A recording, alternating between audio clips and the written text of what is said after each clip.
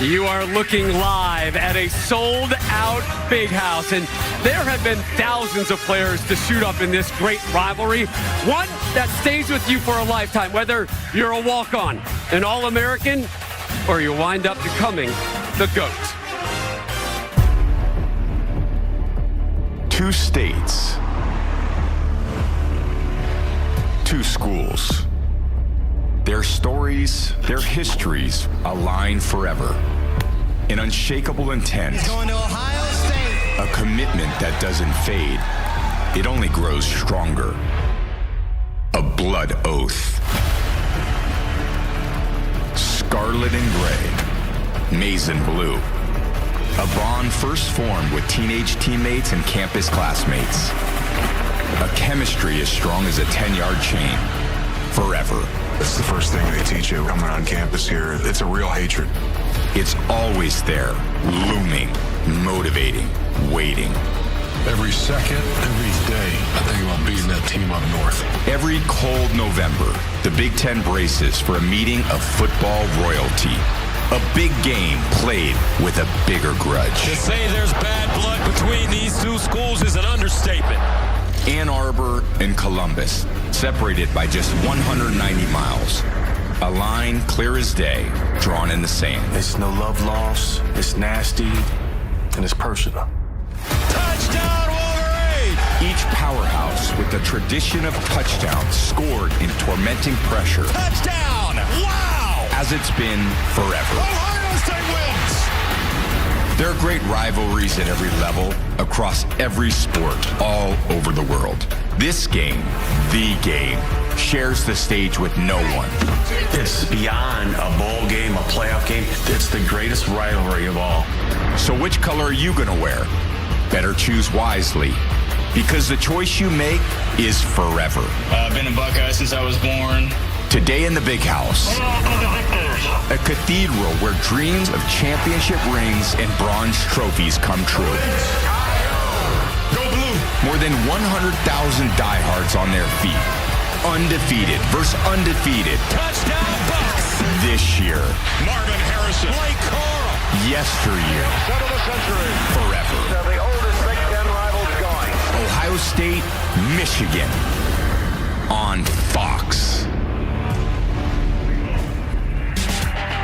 Pretty good read by the GOAT, huh? Not bad, Tom, not bad. Ryan Day has a top two defense nationally, the #1 wideout in the game. Will that be enough to even his record up against Michigan? Due to a knee injury, Blake Corum only really made a cameo in last year's edition of The Game. For the first time in his career, he is healthy for Ohio State week as he seeks to celebrate his 23rd birthday with the Big Ten East title. There is Kyle McCord, who sits just minutes away from his first career start against Michigan in The Game. We are under 11 minutes away from kickoff between #2 and #3. Delivery to kickoff, sponsored by Wendy's. For a burger that delivers, transfer to Wendy's. Low 30s right now, clouds moving in. They're expecting a high of 36 on this beautiful Southeast Michigan day as we close in on the 119th edition of a rivalry that began back in 1897 with a 34-0 win by the guys in winged helmets. We welcome you back inside the Big House. Rob Stone, Brady Quinn, Mark Ingram, Matt Leinart, Charles Woodson, Urban Meyer back here with you. Coach, you are 7-0 in this game. We sit just minutes away from the teams running out onto the field and kicking things off. What's going on in that locker room up there? Well, I'm looking at these four great players. Every player handles it different. I'm so jacked for this right now. You're about numb in there right now. You're staring at your play sheets. Some players have headsets on, and then the strength coach says, 5 minutes. And that means, oh, man, we're on. And everybody grabs a hand. And I would always tell them, first, embrace this moment because the whole world's watching. And then you say this, do this for your family. Do this for the great state of Ohio, but most importantly, do this for yourselves, for each other. And then grab a hand, and here we go, 1, 2, 3. showtime, baby, and it's on. Yeah. I'm jacked, bro. Hey, I'm jacked up too, man. I can't wait. And I think that there's going to be pressure today. And we keep talking about Jim Harbaugh and him not being on the sideline. But for me, the pressure is really on Ryan Day. When you think about it, the last 2 times these teams have played, he's gotten beaten by Michigan, and he's gotten beaten convincingly. And so we talk about the situational football. You talked about that link with Sherrone Moore being the interim coach and him being the situational football and what calls he makes. Well, here today, Ryan Day is going against an interim coach. How does that affect him and his play calling? 4th and 1 situations, managing the clock, timeouts, and those sorts of things. So Ryan Day today he's going to have his best coaching job, because people outside of this rivalry, they don't think you get fired behind this game. Oh, you win 10 or 11 games a year. How could he get fired? No. You get fired behind this game. So pressure's on Ryan Day and Ohio State. I'm looking at J.J. McCarthy today. I think he has to get back to playing at the high level he was early in the season. He obviously got hobbled in Penn State the last 2 games. Hasn't thrown a touchdown in a month. But today, it's important for him to affect the game with his legs, extend plays, to push the ball downfield. If McCarthy plays how he's capable of playing, Michigan will have success today. We'll be curious to see how healthy he's going to be. But guys, the best player on the field is Marvin Harrison Jr. And how Michigan decides to play him will largely dictate what happens in this game. Big-time games, him down to big-time players. Sure. He's part of that. But I think coupled with TreVeyon Henderson in the running game, that's the predicament for Michigan in this one. And that's what I'm most looking forward to seeing. I think the pressure falls not only on Ryan Day, but Ohio State's defense. We've seen it all show.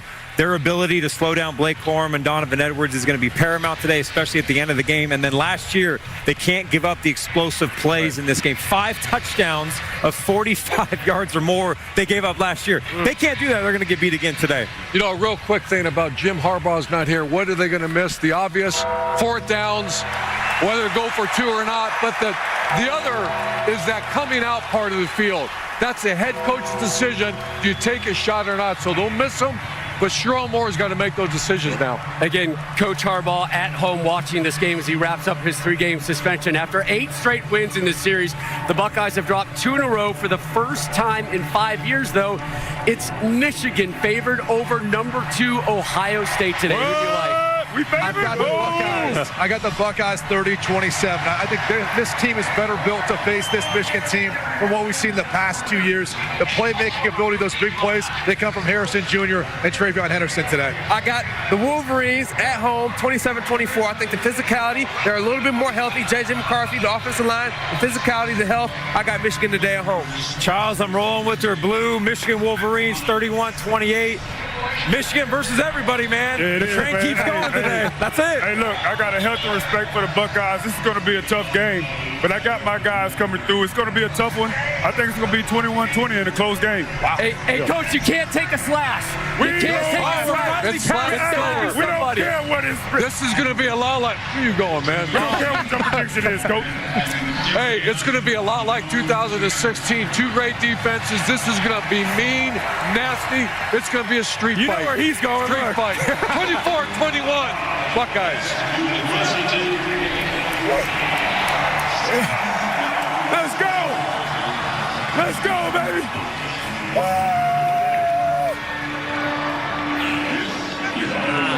Let's go. Wolverines making their way down the tunnel. Kickoff in under 6 minutes here on Fox. Number 2, Ohio State. Number 3, Michigan. Both undefeated. The winner claims the Big Ten East title and moves on to next Saturday's Big Ten championship game and keeps their playoff hopes very much alive. Final home game for number 2, Blake Corum. Finally healthy for the game against the Buckeyes.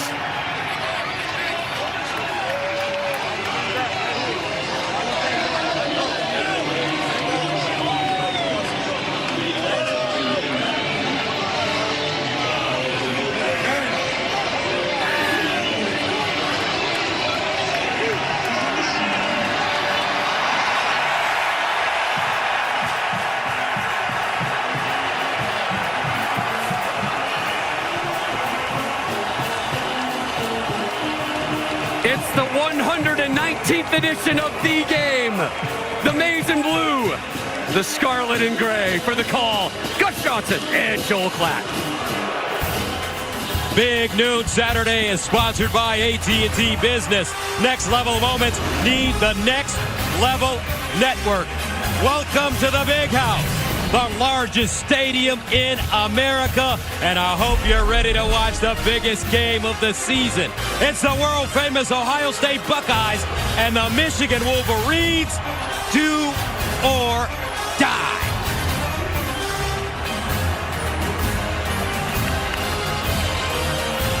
And here come the Ohio State Buckeyes, ready to play in the greatest rivalry in sports.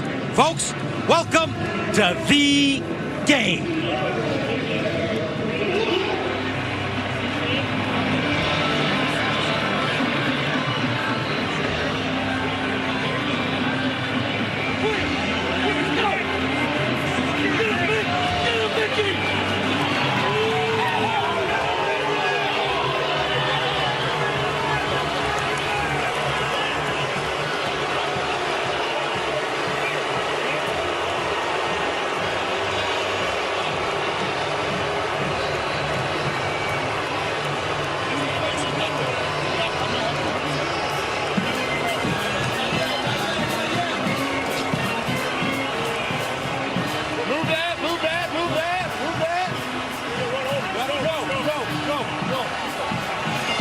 And here come the Buckeyes.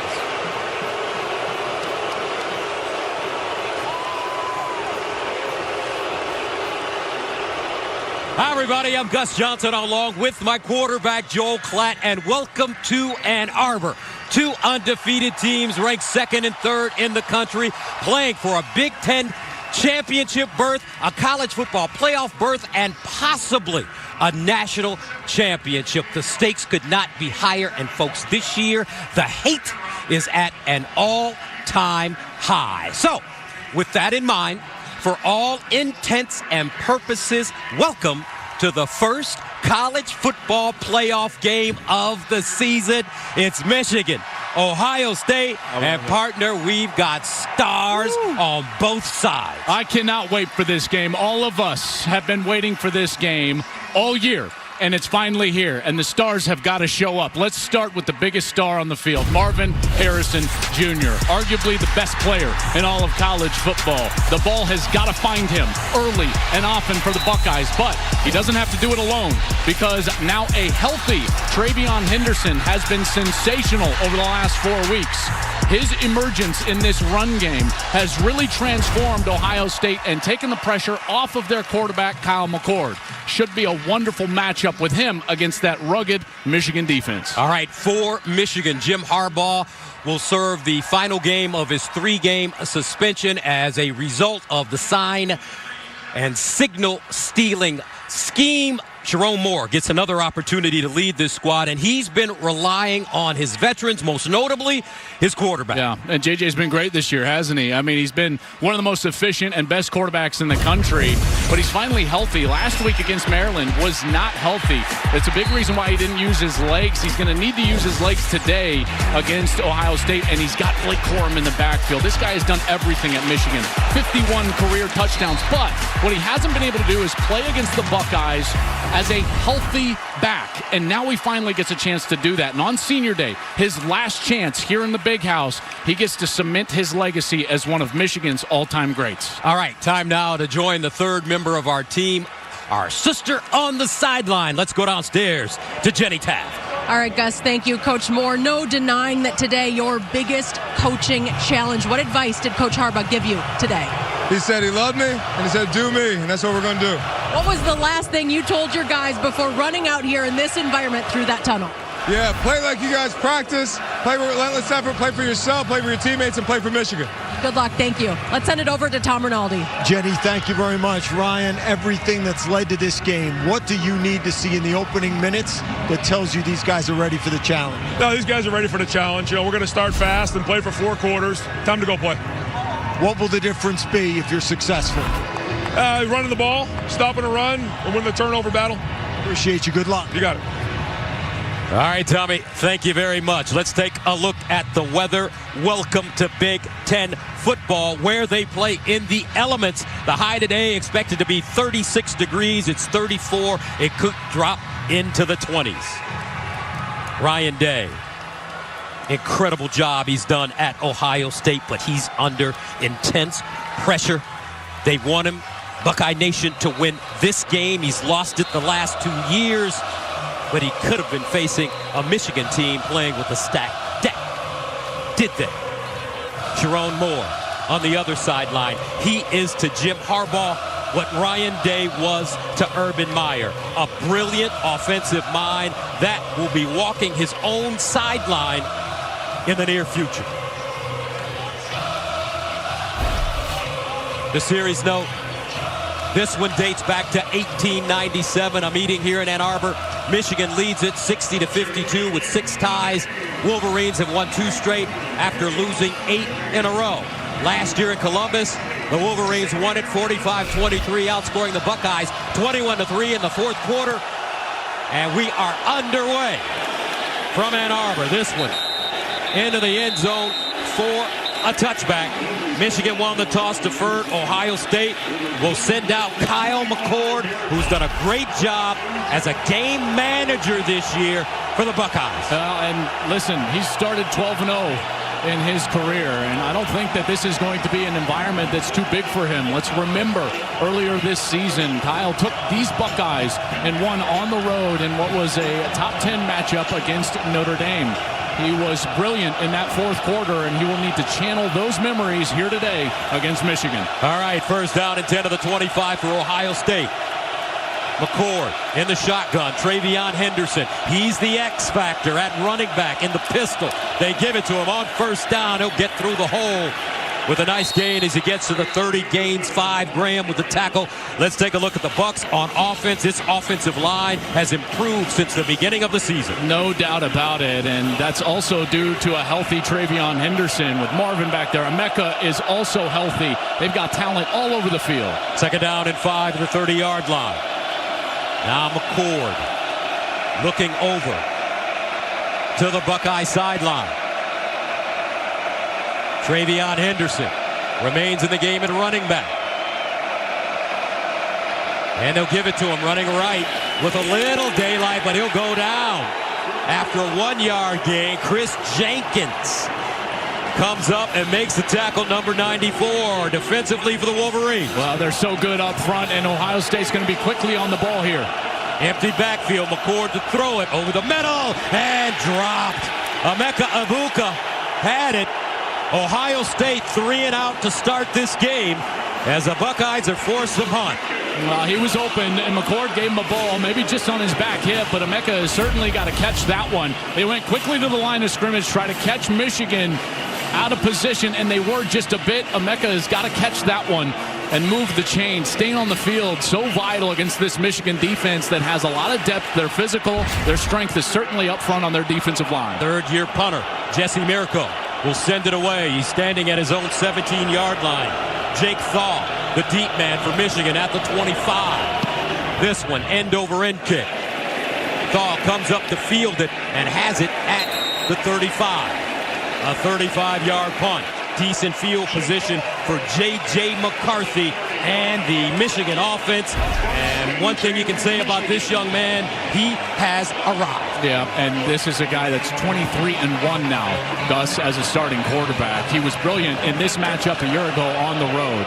I mentioned his health. He was not healthy last week, and it hindered his ability to run, move around in the pocket. It'll be very interesting to see here early how healthy he is and how he's moving around.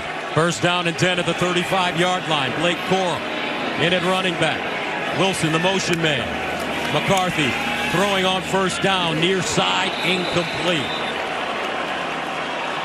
Cornelius Johnson, the intended receiver. Offensively, let's take a look at Michigan. Well, this offensive line is one of the best in the country, and Ladarius Henderson is back. He did not start a week ago. He's back at left tackle. And these two running backs, Corum and Edwards, they have been so good over the course of their career, and in particular, Edwards against this Ohio State team last year who went off in that fourth quarter. Second down and 10 at the 35 for Michigan.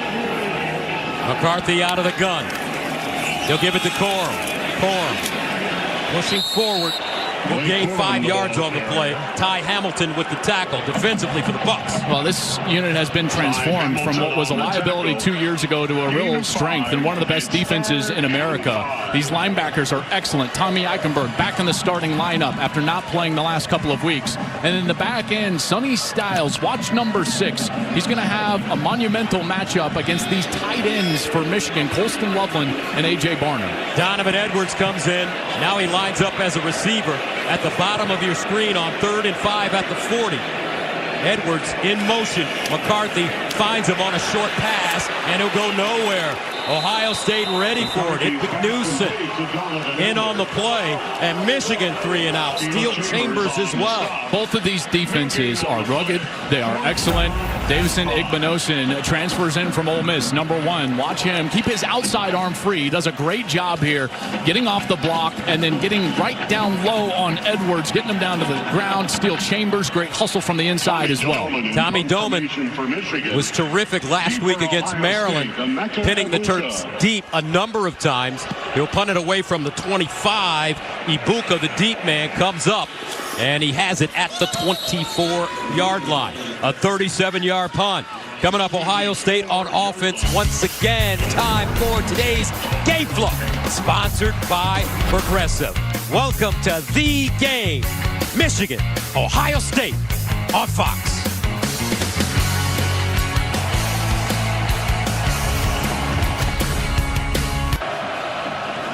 No score here in the first quarter. Don't forget to tune into the Big Ten Championship game presented by Discover, December 2nd on Fox. And now let's take a look at the current Big Ten standing, sponsored by Discover. Iowa punching that ticket. They will be in Indianapolis next week, 10-2. How about the job Kirk Ferentz has done this year with the Hawkeyes? First down and 10 of the 24. He's done a wonderful job. Ohio State running it with Travion Henderson. Derek Moore with the tackle. Travion Henderson, what a big game last week. 146 yards rushing. His 9th 100-yard game last week against Minnesota. He's most dangerous when they can get him up to the second level. That's when he's got the most wiggle. He can make people miss. This offensive line got to get him up to those linebackers as quickly as possible. He's battled injuries this year. Missed 3 games after the Notre Dame win in South Bend. Second down and 8 at the 26. McCord looking. McCord dumps it over the middle. Henderson in space, and he'll pick up a first down. Stopped by Junior Colson, but that's a gain of 11 yards. Beautiful job right here by McCord. He knows he wants to go to the back, Henderson. So what does he do? He just waits. He wants to look outside, then he gets back to the check down, and it's an easy first down. That's what Kyle McCord needs to do today, is utilize these players on the outside, the talent that he has on the outside. He doesn't have to be great. He just has to manage the offense and give the ball to the players that can make plays in space. 17th catch of the season for Henderson. First and 10 at the 37. Second series for the Buckeyes. Here's McCord looking left. Fires incomplete. Marvin Harrison Jr., the intended receiver.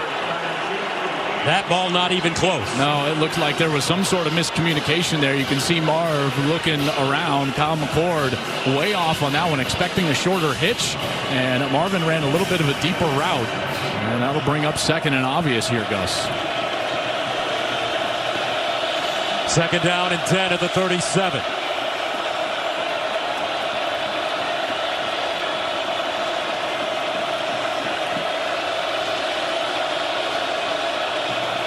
And they'll hand it off. Henderson. And he'll go nowhere. Drop for a loss. Josiah Stewart, the Coastal Carolina transfer, first man to him.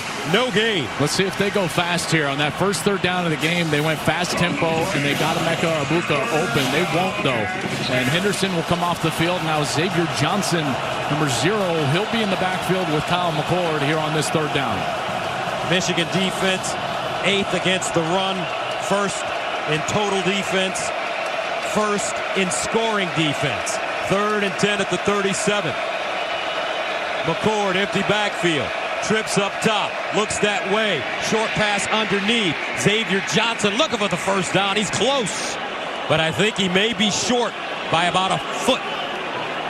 Boy, first big decision of the game goes to Ryan Day. 4th and short now, his side of the 50. It looks like the offense is coming off the field, and they will punt this one away. Michigan's going to hold here defensively. Nice job tackling downfield. They had the screen. Johnson had a little bit of a seam, but they were able to get him down just before that line to gain.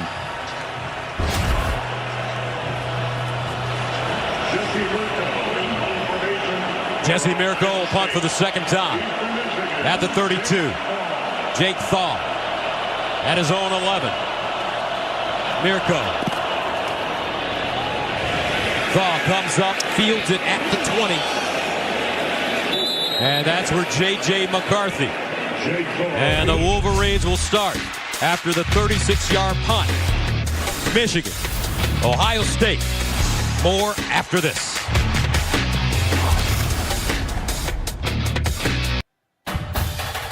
Big Noon Saturday is sponsored by AT&T Business. Next level moments need the Next Level Network. And by Progressive Insurance, round out your protection with life, phone, and pet health insurance.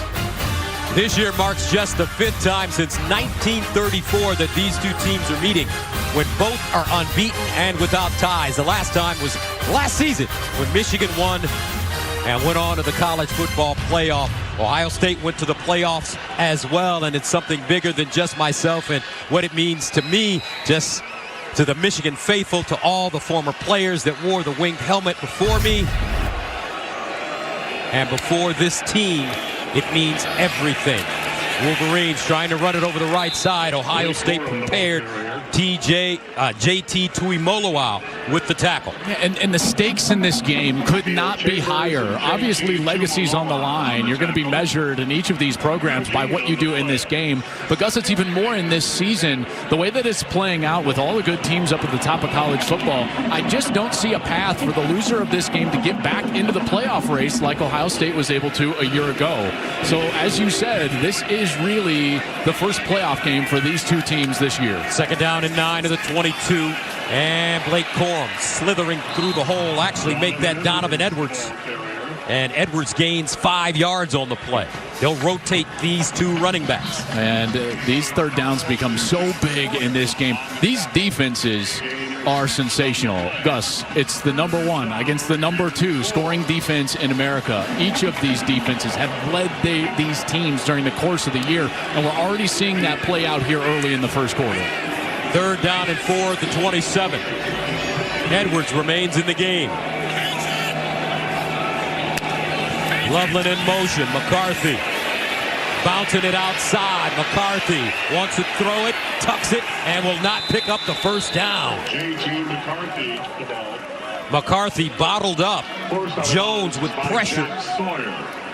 And he'll gain a couple. I tell you, this is a great job by the linebacker core. Watch Steele Chambers right here. Steele Chambers is going to be right here, and he's going to slow play J.J. McCarthy. So as McCarthy's out of the pocket, he doesn't come up right away and allow Donovan Edwards to catch the ball. He kind of slow plays it, and then he's there to make the tackle, and you can see he's way short, about a yard, while he hits that sideline, and that's another stop for Ohio State. Tommy Doman punting it away from the 15. Ibuka backpedaling. Doman. And he'll kick this one into the end zone for a touchback, a 79-yard punt. Maserati Marvin Harrison Jr. and the Buckeyes on offense right after this.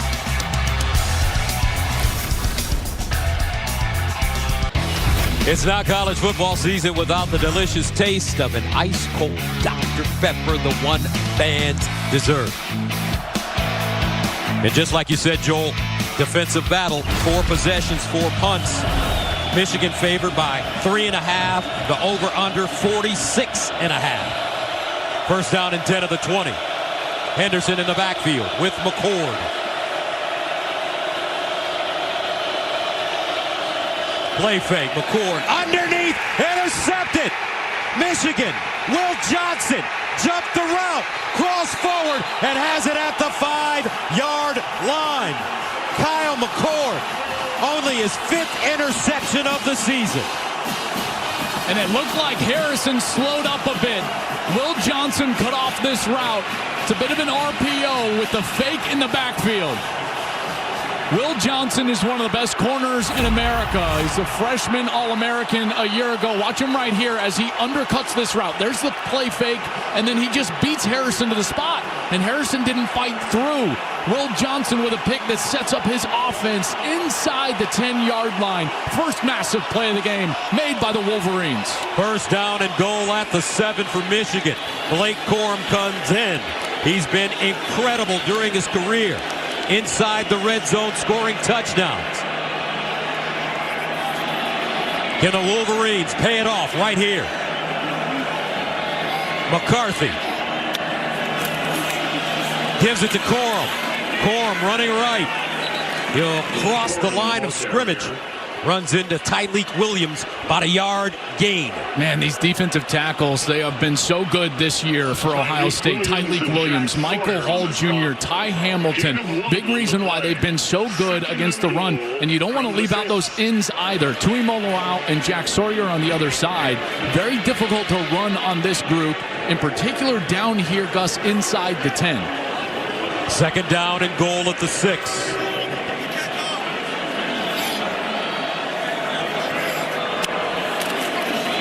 Corum skipping. Corum pushing forward, and he'll go down. Close to the 1-yard line. Sonny Styles got him. A 5-yard gain. And that brings up third down and goal. They spot it at the 1. And they'll bring on an extra offensive lineman, Trinity Jones, number 53. He comes in the ball game. And Michigan will get big. Corum is one of the best short yardage backs in America. He is excellent in these situations. Blake Corum, 20 touchdowns, out of the eye, second man, pushing forward. No signal yet. And they say he's down inside the 1.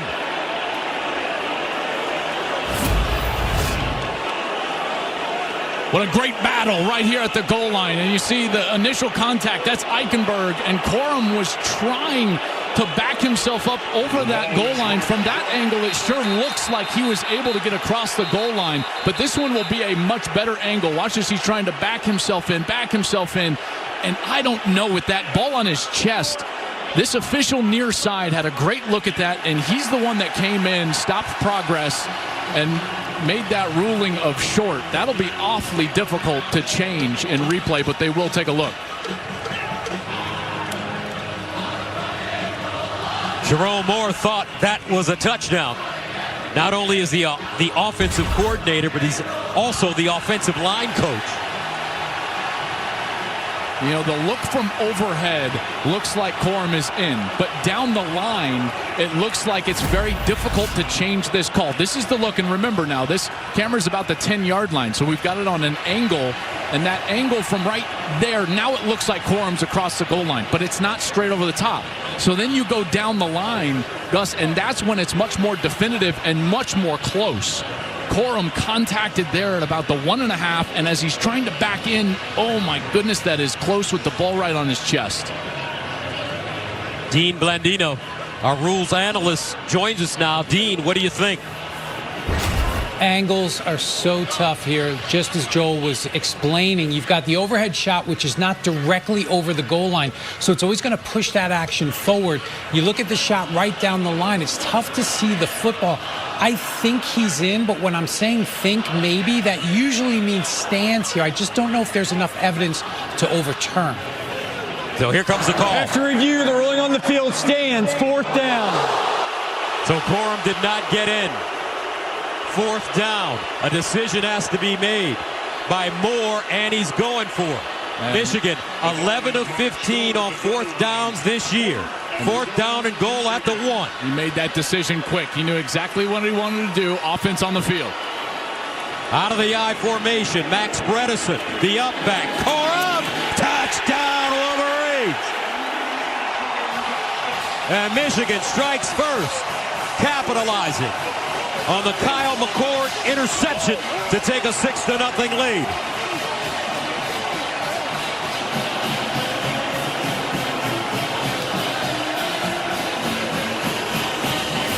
Blake Corum, 21 rushing touchdowns on the year. Well, first you get the block by your best offensive lineman. It's Zach Zinter. He gets a little movement. Then Bredesen, the fullback, 44. He comes in, finishes off Tommy Eichenberg, and Corum is led across the goal line for a touchdown. Extra point, James Turner, good. Blake Corum has scored a rushing touchdown in every game this season, and in 22 of the last 23, puts Michigan on the board right here. After the Will Johnson interception, Wolverines take a 7-0 lead over the world-famous Buckeyes.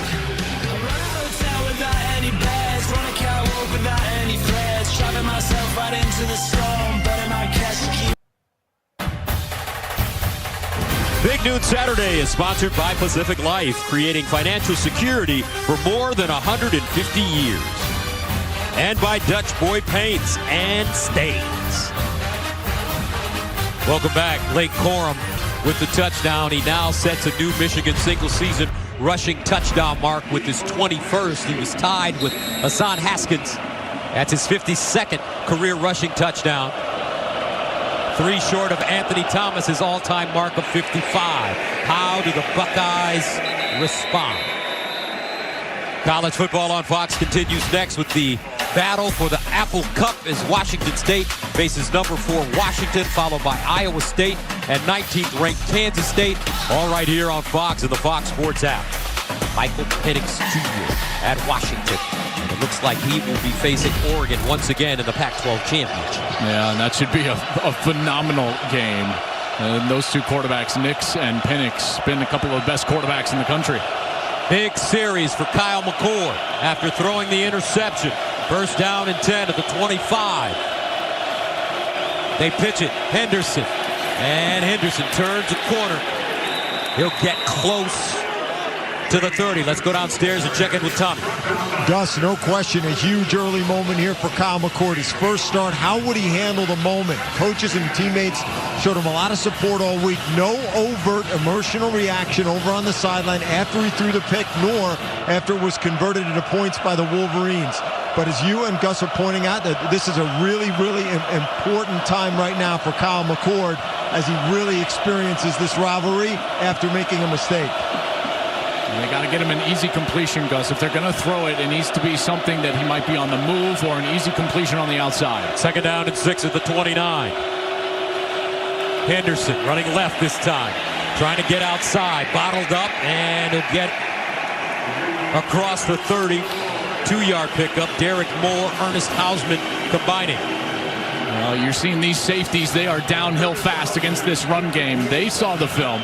We all watched it. Henderson playing so well in the last 4, and this Michigan defense came in here with a mindset that we're not going to allow 32 to get going. They have locked on man coverage on the outside, and it's been Will Johnson that has gotten that responsibility against Marvin Harrison Jr. They're in the slot together again.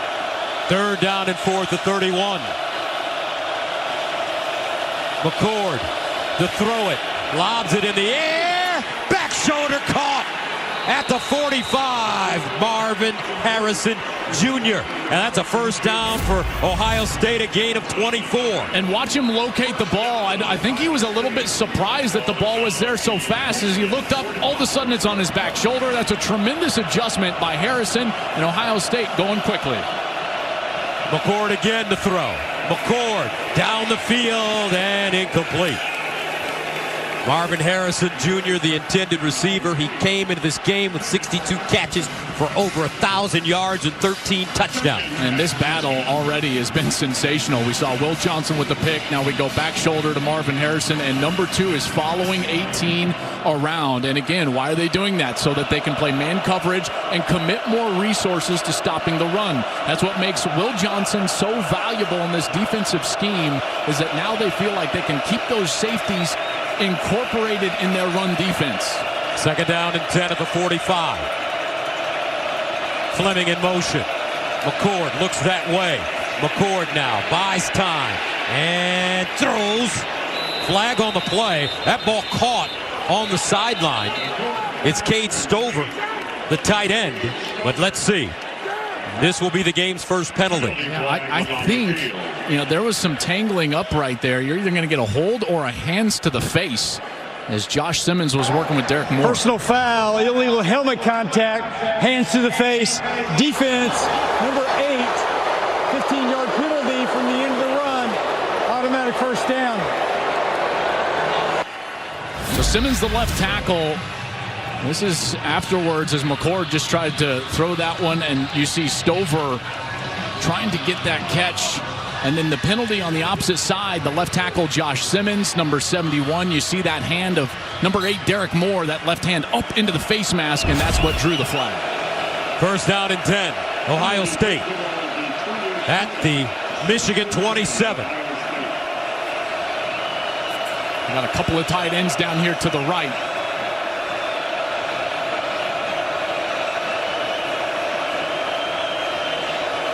McCord, delayed handoff, Henderson, and he'll run into the pile.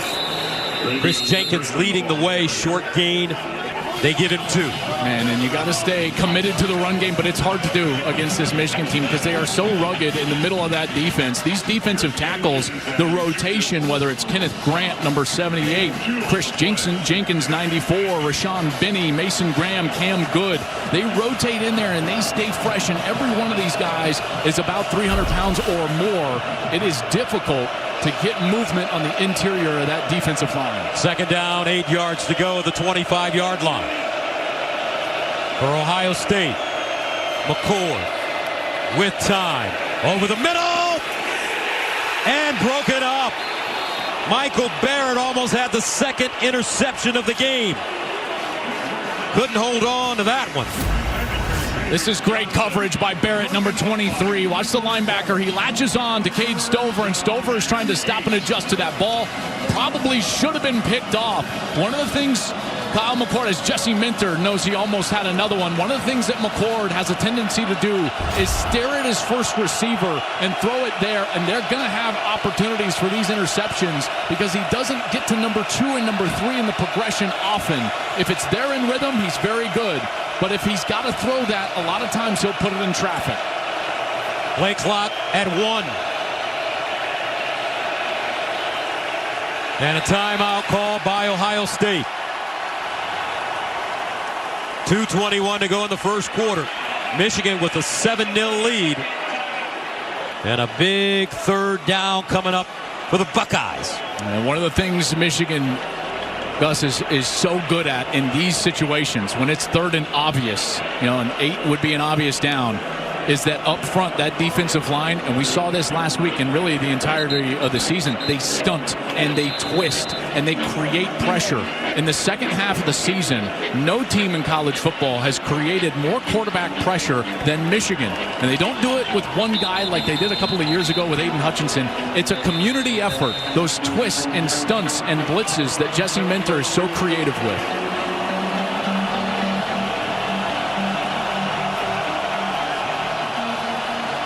Ohio State 1 for 3 on third downs today. Third down and 8 at the Michigan 25.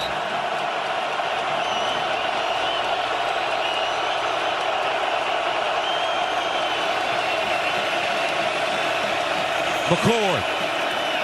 Sideline throw, incomplete. Emeka Egbuka, the target. McCord guiding that football instead of stepping into his throw.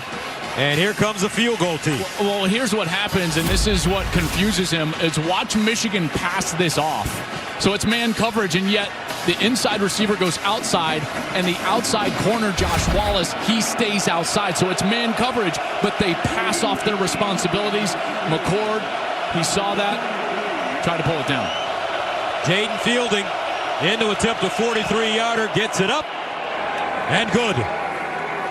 Ohio State on the board. And we'll stay right here with 2:13 to go in the first. Well, that was a big opportunity there for Ohio State. That's a win for Michigan's defense, and Ryan Day knows it. After that penalty, gets them the first down here in the plus side. They got the fade route to Harrison, and these coverages for Michigan are causing a lot of problems for Kyle McCord. One of the things that Michigan defense does a great job of is changing the picture after the snap. And you'll see, as you saw there with the man coverage, they know their responsibilities. They pass it off. And Sharon Moore was telling us yesterday, he is so confident in his defense, and that makes him a more aggressive offensive play caller. And now in the head coaching role, he's more involved on that side. He's more uniquely aware of what Jesse Minter is doing on that side of the ball. And he says that it's allowed him to really be aggressive with that offense. And we'll see if he does it right here. Sharon Moore, 37 years old. Beat Maryland last week. Prior to that, his first game replacing Jim Harbaugh during this suspension, defeated Penn State on the road. And this ball fair caught inside the 5. Michigan, well, they've had a tumultuous season, starting with Coach Harbaugh's suspension for recruiting violations. Then in October, the NCAA started an investigation into sign stealing, which resulted in the resignation of offensive analyst Connor Stalions, another 3-game suspension for Coach Harbs, and the firing of linebackers coach Chris Partridge. Through it all, they remained steadfast and undefeated. Jim Harbaugh watching this game at home. Now Donovan Edwards in at running back for U of M. 1st and 10 at the 25. McCarthy to the sideline. Puts it on the money. Roman Wilson turns it up. He'll get close to the first down in front of Denzel Burke. Wilson banged up last week in the first quarter against Maryland. He looks good today. Yeah, they felt like it was precautionary to hold him out of the rest of that game against the Terps, and they felt like he would be healthy here today, and it looks like he is. Nice pitch and catch there on the outside. Creates a nice short yardage situation here for second down. Michigan beat Maryland 31-24 in College Park last week. 2nd and 1 at the 34. Edwards. First down, Wolverines.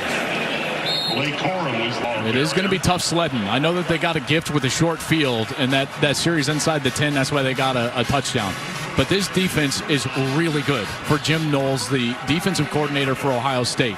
And one of the things that they've done is they've changed Gus philosophically. Remember last year they gave up so many big plays. In fact, in this matchup, 5 of them that wound up being touchdowns over 40 yards. They've only given up 1 play of 40 or more yards during the course of the season. And in large part, that's why they're playing so well. First down, Wolverines. McCarthy on the play fake over the middle, and he finds his tight end, Colston Loveland. This is the matchup, folks, that Michigan feels they can really win big. And Loveland is such a great player at that tight end position. We feel like he's just scratching the surface of what he can be. He's an athletic, tall, fluid mover at the tight end position. He catches it very well. You can see right there with his hands, goes in up. And they feel like they've got the matchup with 18, and I wouldn't be shocked if he gets 5, 6, maybe even 8 or 9 targets today against the Buckeyes. He's a big man, 6'5", 245, sophomore. Colston Loveland from Gooding, Idaho. And a timeout called by the Buckeyes. That's their second timeout already in the first quarter. I think they were surprised by the personnel group. There was an extra offensive lineman on the field there, Trente Jones, and that's what caused the timeout. Let's go downstairs and check in with Jen. Well, there has been such an intensity, Gus, from this Michigan sideline. We're seeing it from Coach Sharon Moore. We're seeing it from J.J. McCarthy. And remember, J.J. was a bit banged up last week against Maryland. Now, he brought up to me, I didn't ask him, he said, remember, Jenny, at one point my dream was to go to Ohio State. To say this one means a lot is an understatement. He told us he has been cool, calm, collected, and prepared for this moment. Coach Sharon Moore not worried at all about his quarterback's capabilities today. All right, Jenny. McCarthy hurt in the Penn State game. They said going into the Maryland game last week on Tuesday, he could barely walk. First down and 10 at the 48. Let's see if that affects his mobility today. McCarthy looking, fires, deep ball, sideline, incomplete.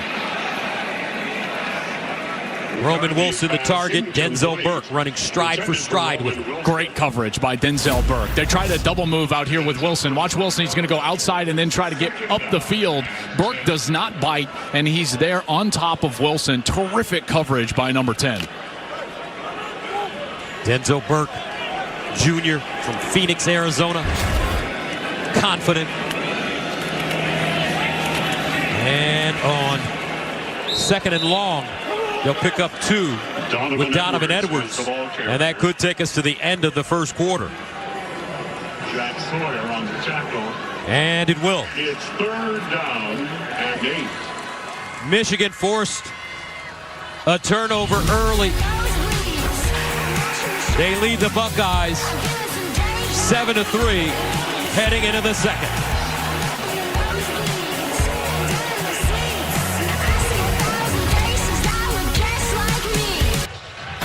Big Noon Saturday is sponsored by AT&T Business. Next level moments need the next level network.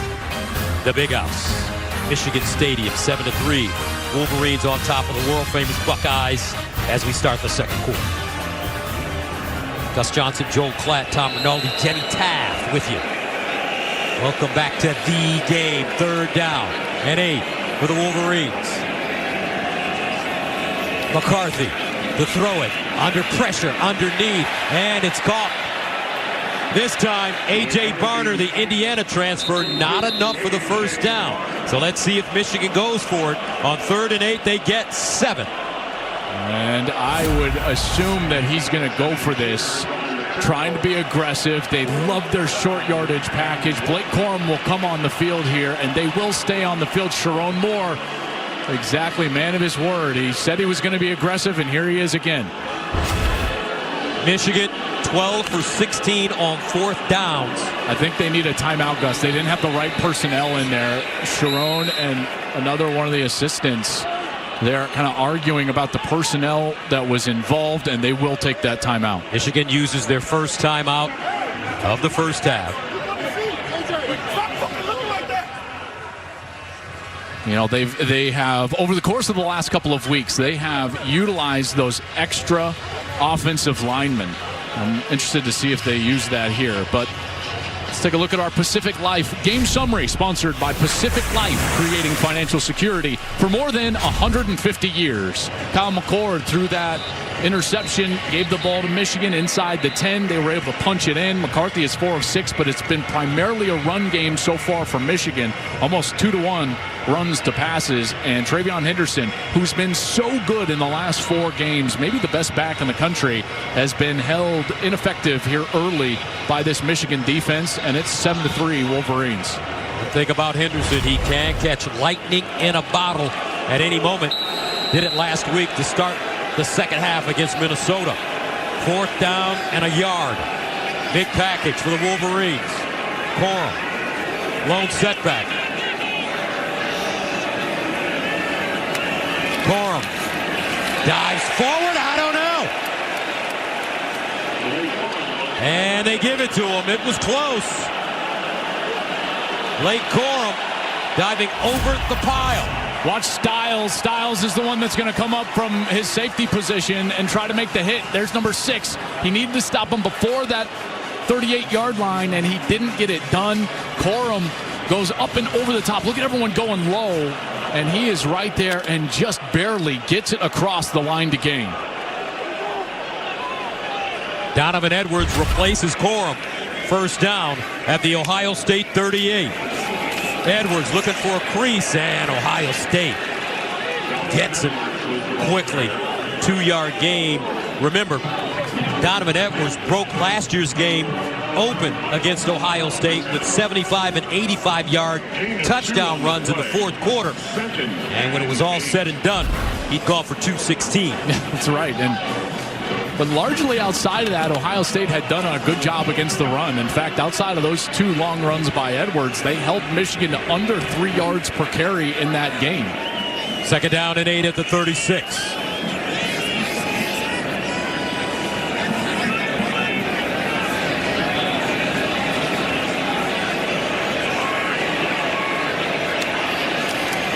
McCarthy gives it to Edwards. Tries to bounce it, and Edwards ridden out of bounds. Short gain. Igbeneusen, the Ole Miss transfer, ushers him out of play. And they need to stop here, these Buckeyes. And one thing to keep in mind, the pass protection the last couple of weeks has broken down at times. Carson Barnhart, number 52, has been beaten on the speed rush, the right tackle. So what Michigan has done on every passing down is they have put a back or tight end to his side. But it looks like on this play, he'll be alone against Jack Sawyer, number 33. 3rd down and 6 at the 34. McCarthy steps up in the pocket. McCarthy looking. McCarthy, can he get to the line to gain? Doesn't look like it. But let's see the spot. J.J. McCarthy showing that he's shaken off that injury from the Penn State game. 1st down, Michigan. Well, this is a great look here from the pylon, which is the line to gain. Boy, I don't know. I know that foot gets there, but with the ball in the wrong hand, that ball's in the right hand, and only the foot gets to the line to gain. I didn't think he got there. Yeah, I'm with you, Gus. And in real time, I thought your call was correct, and the spot was favorable, and they will stop this. And take another look.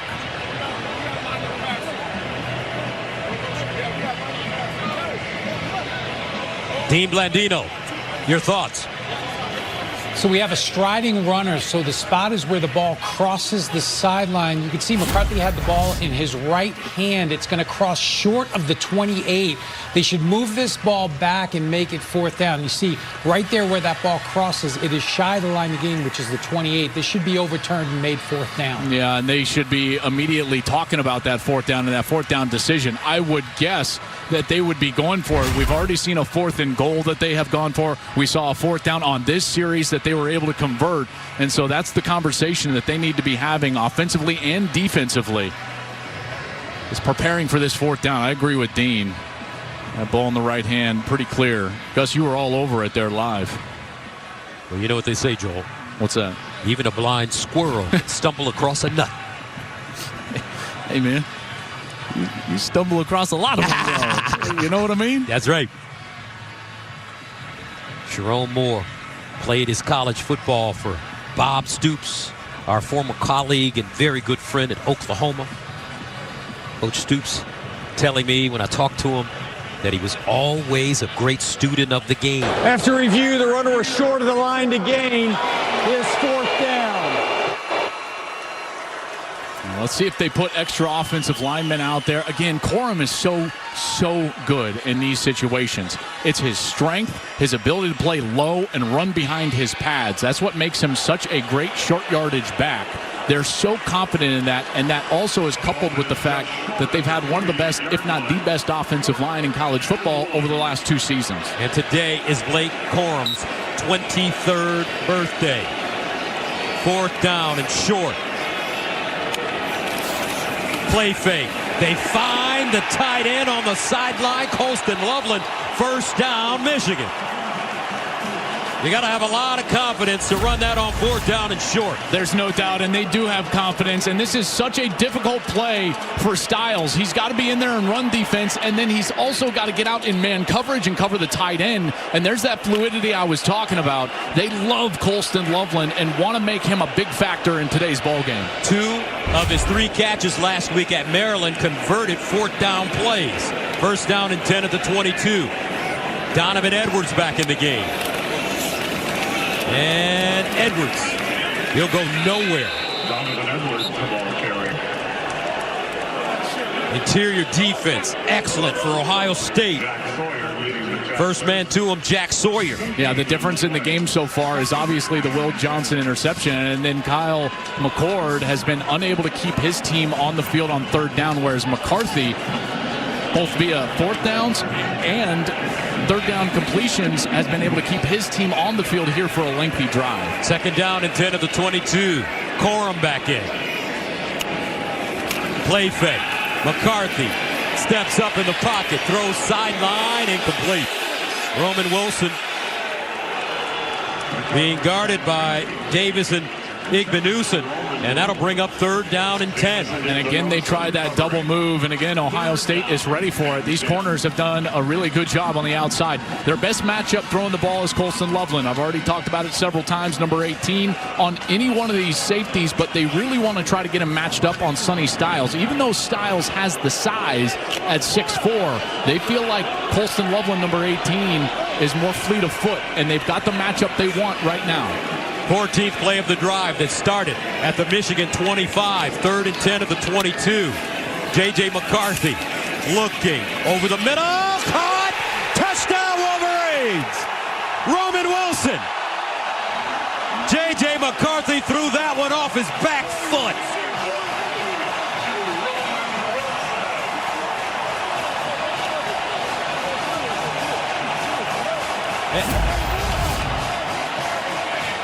This ball was threaded between 2 defenders. Malik Hartford, 25, and Denzel Burke. Great coverage, but watch this ball goes right between them. And then Burke is able to rip it away at the end as they were going into the end zone. There's the ball. Boy, I tell you, I don't know if he totally controlled that with the element of time necessary to make that a catch, which would mean, Gus, there's a chance here that this is an interception for Ohio State. Remember, he's got to control the ball and then have an element of time to become a runner with the ball, then being dead at the goal line. If that doesn't happen and he's still trying to control the ball, then it would be live. So where's the element of time? Is it controlled? And then at this point, still moving. Does Burke actually rip it away? This is wild play in the end zone.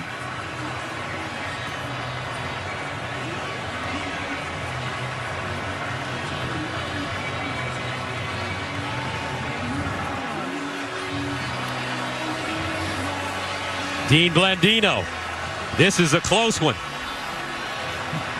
We've had some really close ones today. The key is, does Wilson have firm control and then clearly establish himself as a runner? He's going to do that by having the ball long enough to perform an act common to the game. He's taking additional steps. If he doesn't, and the Ohio State defender pulls that away before he completes the catch, then we'd have an interception.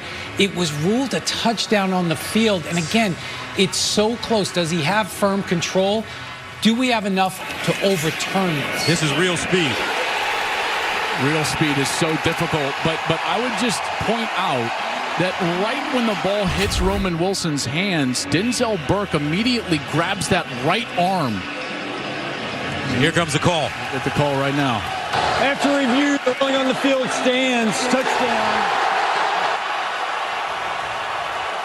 Roman Wilson with the touchdown. Michigan going 14 plays, covering 75 yards, eating up 6 minutes and 51 seconds. And Ryan Day's Buckeyes down 13-3 here in the second. And they got fortunate with that call. They got fortunate with that call being what it was on the field and not being able to overturn it. I did not think he had control of that ball to become a runner. James Turner for the extra point, and it's good. Wilson's 11th receiving touchdown of the season and 19th in his career. More importantly, the Wolverines take an even bigger lead over the Buckeyes here in Ann Arbor. –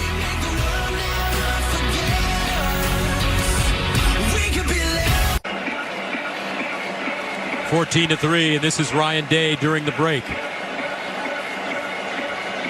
Pleading his case on that touchdown. Roman Wilson ruled the touchdown on the field, stood in review, and Ryan Day pleading his case with the official there. It was a tough call. It was bang bang. I felt like he didn't control it. I think others probably feel like the call standing is the right thing to do. Tommy Doman taking it away. Xavier Johnson, he'll get a shot from his own goal line. And Johnson across the 25 up to the 27. Let's go downstairs and check in with Tom. Gus, you saw those pictures of Ryan Day. That was well past half of that commercial break time where he would talk to every member of the officiating crew that he could find. He did talk during the week about the challenge for himself as the leader of this team to keep his emotions in check. He pleaded his case. Now he'll be challenged to turn the page, but certainly he gave an earful, believing, along with Joel, that he did not believe the ball was controlled and that should not have been a touchdown. Huge call here in this first half. All right, 1st and 10 at the 27.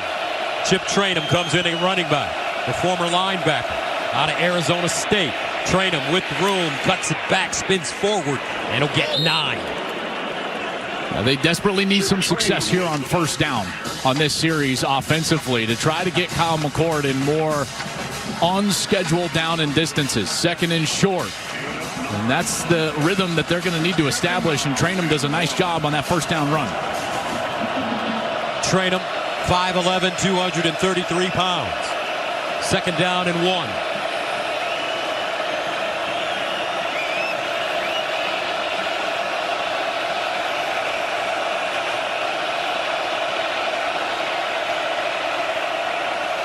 McCord, play fake. Up top, caught Stover. Big gain for Kyle Stover, the tight end. 32 yards. Jimmy Rolder with the tackle. You get a safety moving down to his right, and then Stover is wide open. He's got the matchup he wants against Jimmy Rolder. And that's an easy completion for Kyle McCord, and a beautiful throw. That's his best throw of the day, there's no doubt. Going to the tight end, and Stover has been such a weapon for this team, one of the best tight ends in America. 39th catch of the year. 1st down and 10 at the 32. Travion Henderson back in the game at running back. Ohio State looking for their rhythm on offense. Stover underneath once again. This time it's Abuka. And Emeka Abuka leaning forward.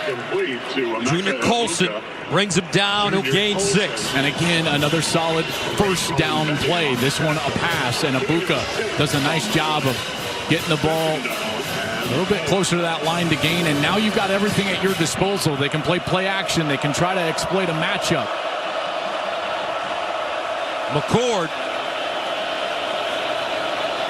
6 of 12, 85 yards. 2nd down and 4 at the 26. He'll throw it again. Check it down. Henderson, 1st down and more. As he's wrestled down inside the 20 by Mikey Sainristil.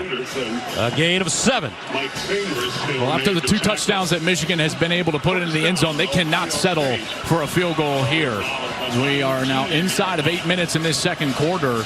They got the ball to start the first half. Michigan will get it to start the second half. They have got to punch this one into the end zone and answer that last touchdown of the Wolverines. 1st down at the Michigan 19. Chip Trainum replaces Henderson. Here's the reverse. Johnson cuts it up. Flag on the play as he'll fall forward inside the 15. Xavier Johnson was the ball carrier. Junior Colson on the tackle. Mason Graham hit the ground there, number 55, the defensive tackle from Michigan. I wonder if he was pulled down. I know he was signaling for a hold. Defense, number 55. Half the distance to the goal.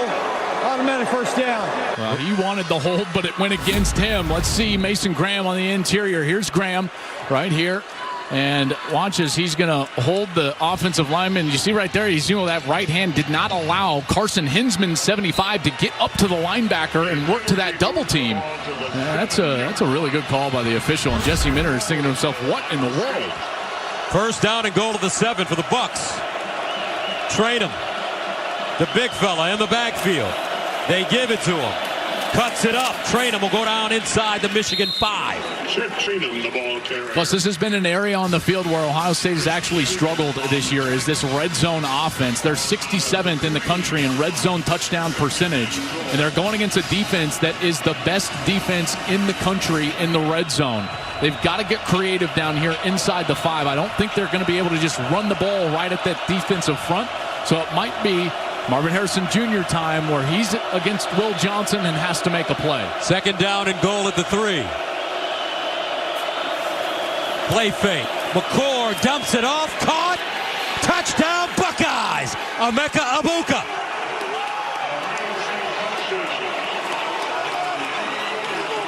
And Ohio State responds. 6:27 to go in the second quarter.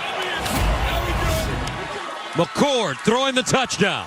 They get man coverage, and the coverage just cannot get over the top. Great job of Emeka Egbuka getting full speed, getting out of the pylon. And Jaden McBurrows, number 18, just could not catch up. Jaden Fielding in for the extra point. Got it up and good. 8-play drive covering 73 yards for the answer. McCord on the drive. 4 for 4, 48 yards. Buckeyes have found their rhythm on offense. 14-10, Michigan. Pick Noon Saturday is sponsored by Duluth Trading. Designed and tested to do. In the last 2 years, Michigan has reasserted themselves in the rivalry, winning back-to-back games versus Ohio State for the first time since 2000. Now the Wolverines are looking to win 3 straight for the first time since 1997. There are guys with scars, and I'm one of them, so it just drives you every day to work harder and to make sure you do everything you possibly can to win the game. Ryan Day, he must feel good. Nice drive by the Buckeyes to make it a 14-10 game. And both of their scores came on answering Michigan scores. So got to feel good about the way his team has responded here on the road. 14-10 coming up after the break. The Wolverines and the Buckeyes will continue to battle here in Ann Arbor.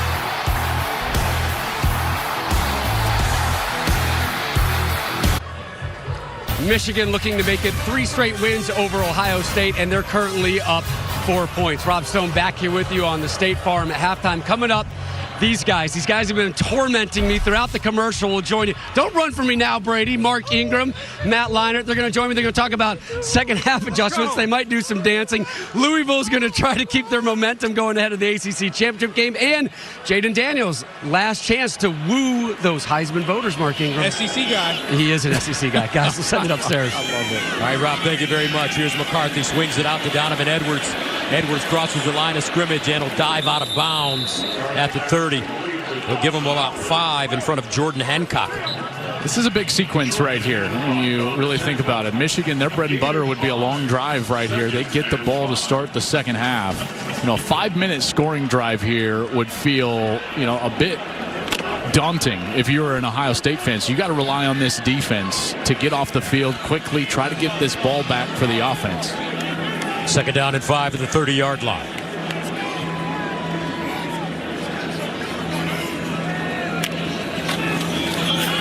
McCarthy in trouble, scrambling. McCarthy throws across his body. Whoa! What a throw! Cornelius Johnson with the catch at midfield. J.J. McCarthy with a dime. A gain of 19. I thought initially he was just trying to throw this ball away, but he went across his body, and you got to credit Cornelius Johnson doing a great job of maintaining his route. And he goes over to the sideline and pulls it in. First down, Michigan. Corum.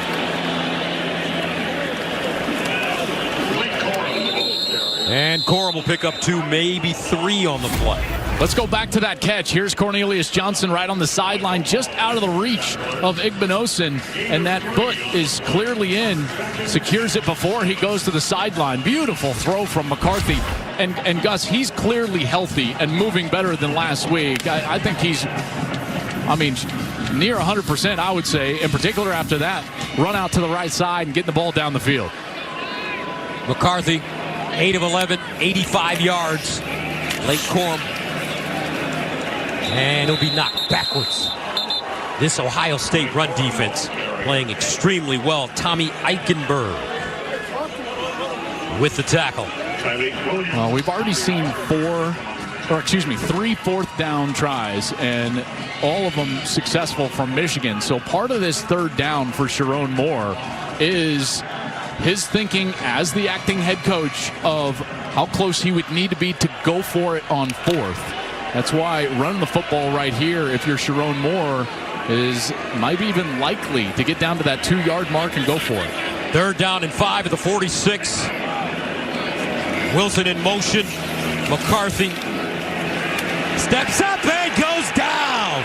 Great pressure by this Ohio State defense. Michael Hall Jr. gets home. That's a loss of 5 yards. Jack Sawyer as well. How about this rush from Michael Hall? He's initially double teaming and he just swats Zach Zinter away and gets home for that sack.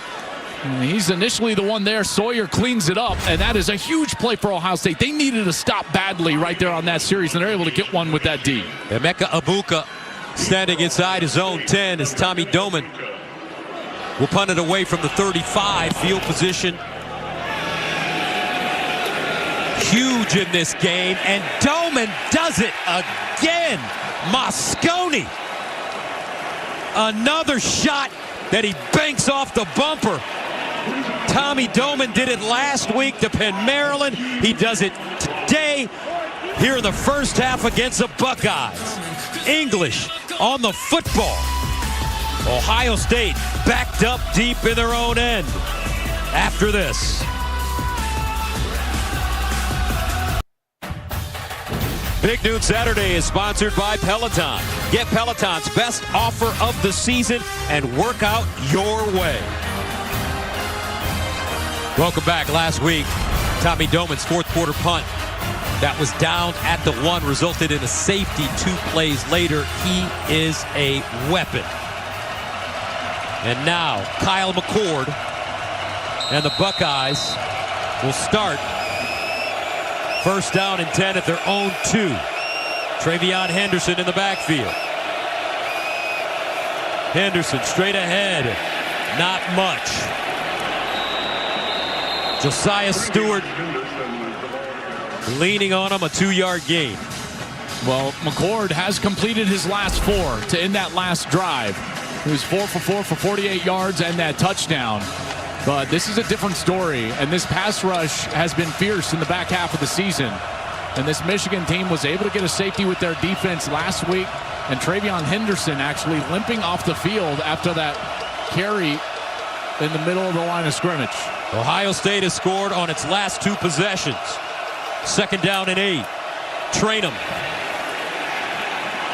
And Trainum taken down quickly by Chris Jenkins. A 1-yard gain. There's Henderson. He's been injury prone this year, missed 3 games with a rib injury. Well, now just a huge call for Ryan Day here. Backed up. Quarterback's already thrown a pick. We'll see how aggressive he wants to get here throwing the ball on 3rd and 7. From the 5. McCord sprints out of the pocket in the back of the end zone. Fleming, is it a catch? Yes, it is. First down, Ohio State.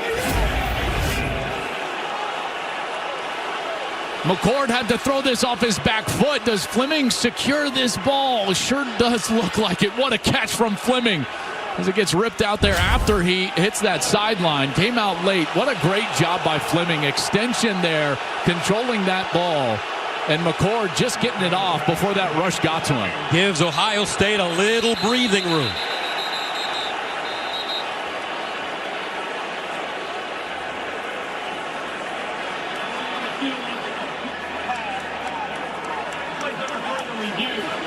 And they're going to take a look at it.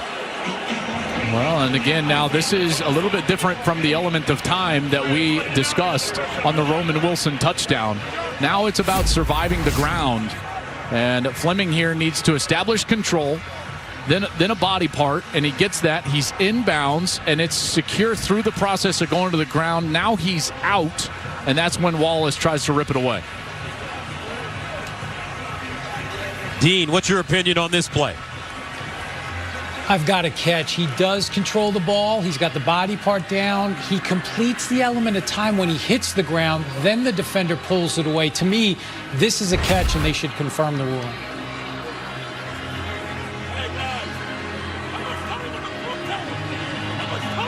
Well, I'm sure confirmed that spot as well, and it was across the line to gain.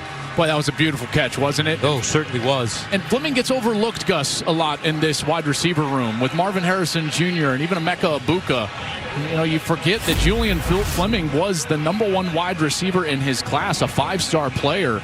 And you see the talent come out there on that 3rd down catch, full extension, as he's able to haul it in. Pennsylvania Gatorade Player of the Year. He was a finalist for the National Player of the Year as well. He's had multiple catches in 20 of his last 23 games, including a career-high 6 against Indiana in the season opener.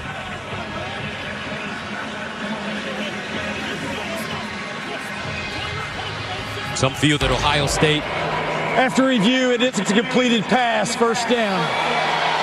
Some feel that Ohio State, they have the best receiving core in America. Yeah, I would agree with that, and Harrison certainly leads the way in that group. Let's go downstairs for an update. Here's Tom.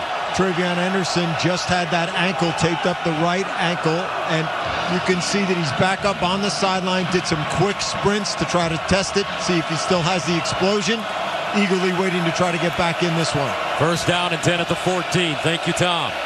Chip Trainum replaces him. Julian Fleming in motion.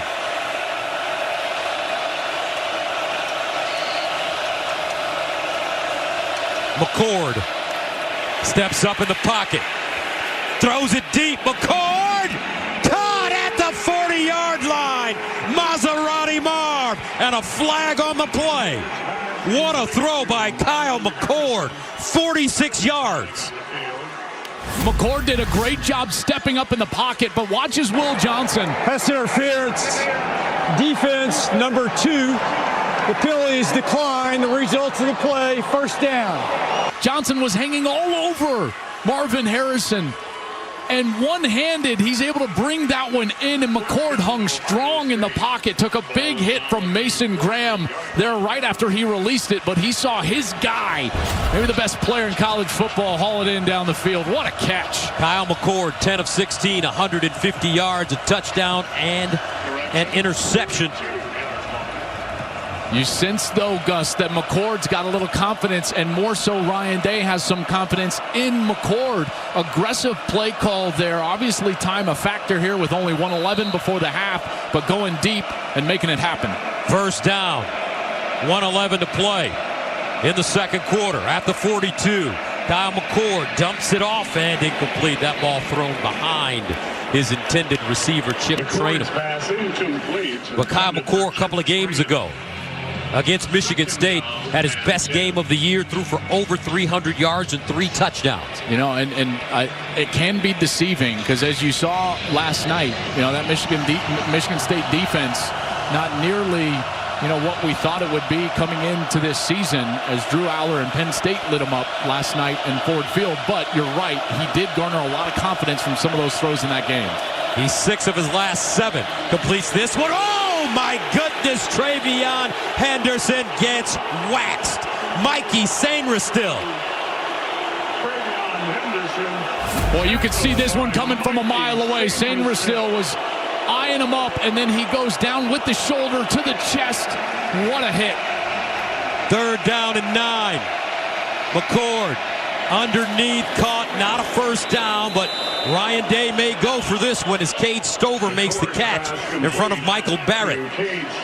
He's going to, if he's going to go for it, he would probably take the timeout earlier than he has. He's waiting right now, and I think that he's going to try to kick a field goal here with under 5 seconds to go to try to make this the last play of the half. So he's going to discuss this with the official and let this get down to 4. Then he'll take his timeout. You know, if I was Sharon Moore, I would call a timeout and force him to kick it with more time on the clock. At least at that point, the Wolverines would have an opportunity to return a kickoff. So the field goal unit comes on for Ohio State. Nicely done by Kyle McCord. He'll end this 1st half, 13 of 19, 156 yards, a touchdown, and an interception with a long of 44 yards. Jaden Fielding comes in to attempt the field goal. Fielding made a career-long 47-yarder last week versus Minnesota. He's been good from 43 yards today. This one looks like it'll be in that 51, 52. His long, even going back to high school, Gus, is 50. So this is stretching the length here for Fielding. This one from 52 yards away. Jaden Fielding from League City, Texas. And he'll get a practice try here. That'll be good. Let's see if he can repeat it as Michigan calls a timeout. Tomorrow, we've got a huge day of football on Fox. At 1 Eastern, division rivals square off as the Saints take on the Falcons, or at 4, the Browns, who have the best defense in the NFL, take on Russell Wilson and the Broncos, who are coming off a big win as well, or other regional action. Check for the game in your area, all on Fox. I'll tell you, that bounce back from the Broncos and Russell Wilson has been incredible. No, you're not happy about your Lions performance on Thursday. I don't want to talk about it. I know, that was rough. Terrible. I'm sorry. 52 yards away. Fielding.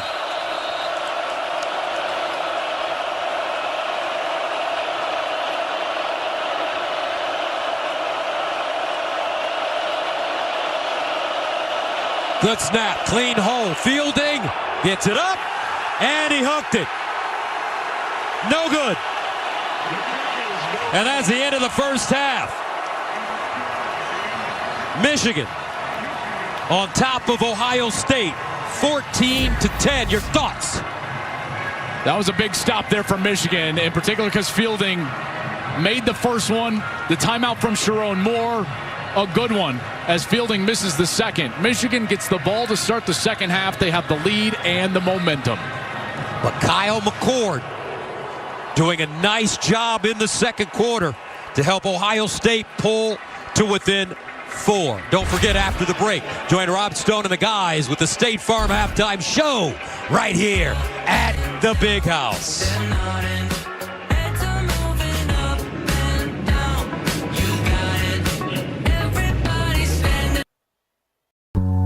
It's important to recognize this moment, how rare it is to witness a game of this magnitude. Two schools with a tradition, a history that knows no equal. But today is about this game, the game, for these players to rise and meet this massive moment. Intercepted! Michigan over the middle, caught! Touchdown, Wolverine! One half of football to determine their fate. To leave Ann Arbor with everything or nothing. Touchdown, Buckeyes! To write their own page in sports' greatest rivalry.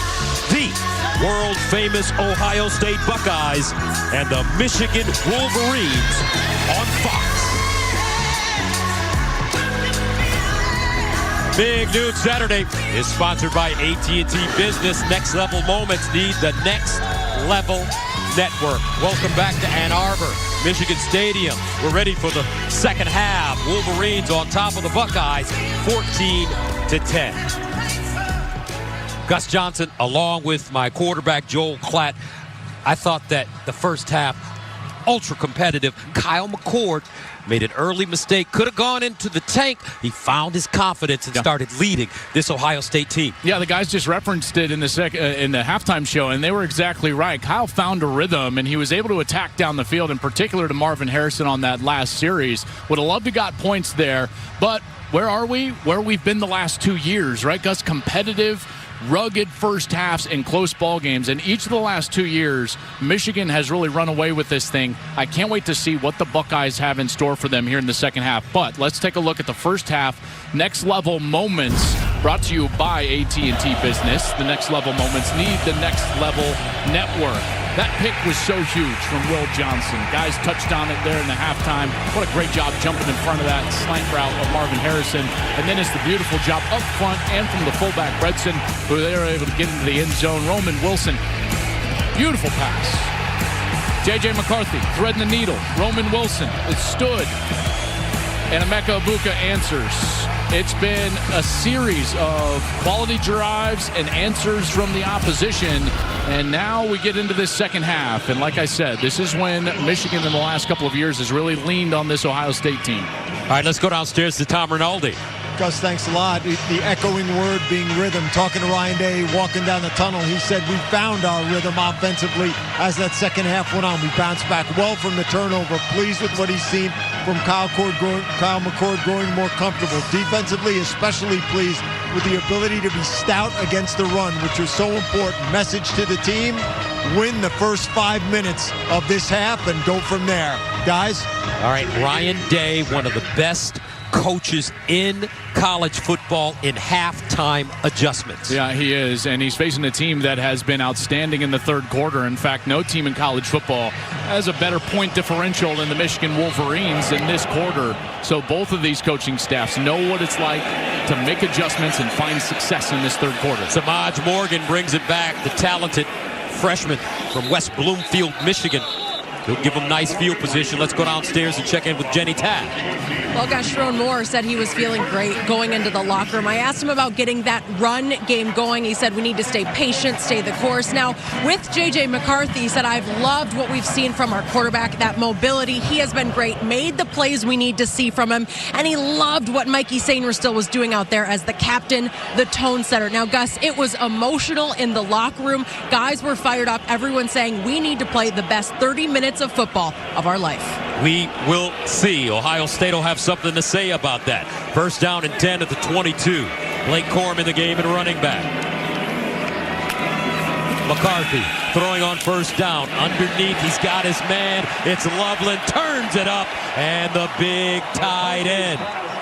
Colston Loveland with a 21-yard gain on first down. Colston Loveland continues to be a matchup issue for these safeties of the Ohio State Buckeyes. They've done a great job of targeting him and getting him loose in the middle of the field, and it happens again there on first down. Gatorade Idaho Player of the Year coming out of Gooding High School with 235 catches for over 3,000 yards and 35 touchdowns. Alex Orji comes in now at quarterback. Mullings at running back. Here's Orji. He'll run it himself. And Orji with the seam. Orji down the sideline, out of bounds at the 35. Josh Proctor pushes him out of play. Alex Orji is one of the most talented and physically imposing Wolverines that they've got, and they wanted to get him involved in the run game. I thought early in this game, JJ was going to have to get on the edge, but why not bring in Orji? You talk about what he does in the weight room. They say pound for pound, there is not a more athletic player on this team than Alex Orji, and he gets an opportunity here, and he'll stay in the game. He's 6'3", 236 from Texas. A 20-yard run, first down and 10. Orji again tries to slip through the hole, stays on his feet, and they'll stand him up after a 2-yard gain. Now, this is a wrinkle. Were you expecting this one, Joel? Well, they knew that they were going to try to run the quarterback at some point. And I think the way that McCarthy's health had been in the last couple of weeks, in particular last week against Maryland, this gave them their best opportunity to do that. Alex Orji, one of the backup quarterbacks that is extremely athletic, but now on 2nd and 8, they'll go back to McCarthy. From the 35-yard line, opening series for Michigan here in the second half. Corum spinning. And he'll slide down. Blake Corum, the ball carrier. He'll get 3.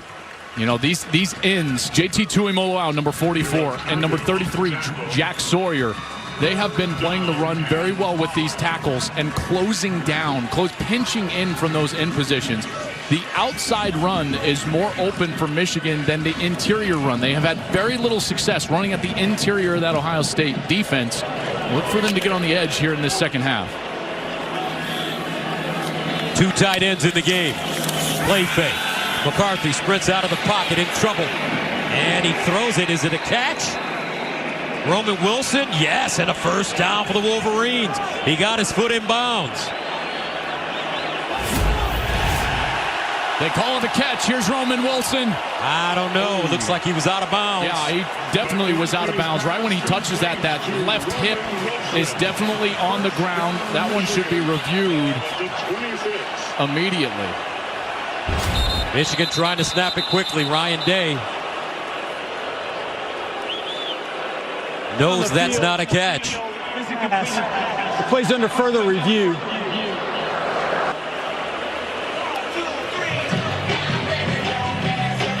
Wow. Roman Wilson was trying to keep himself up, but as that ball is floating towards him, you see that hip right there. He's out. Ball is not in his hands yet. As soon as he touches it, that ball is out of bounds and it's incomplete.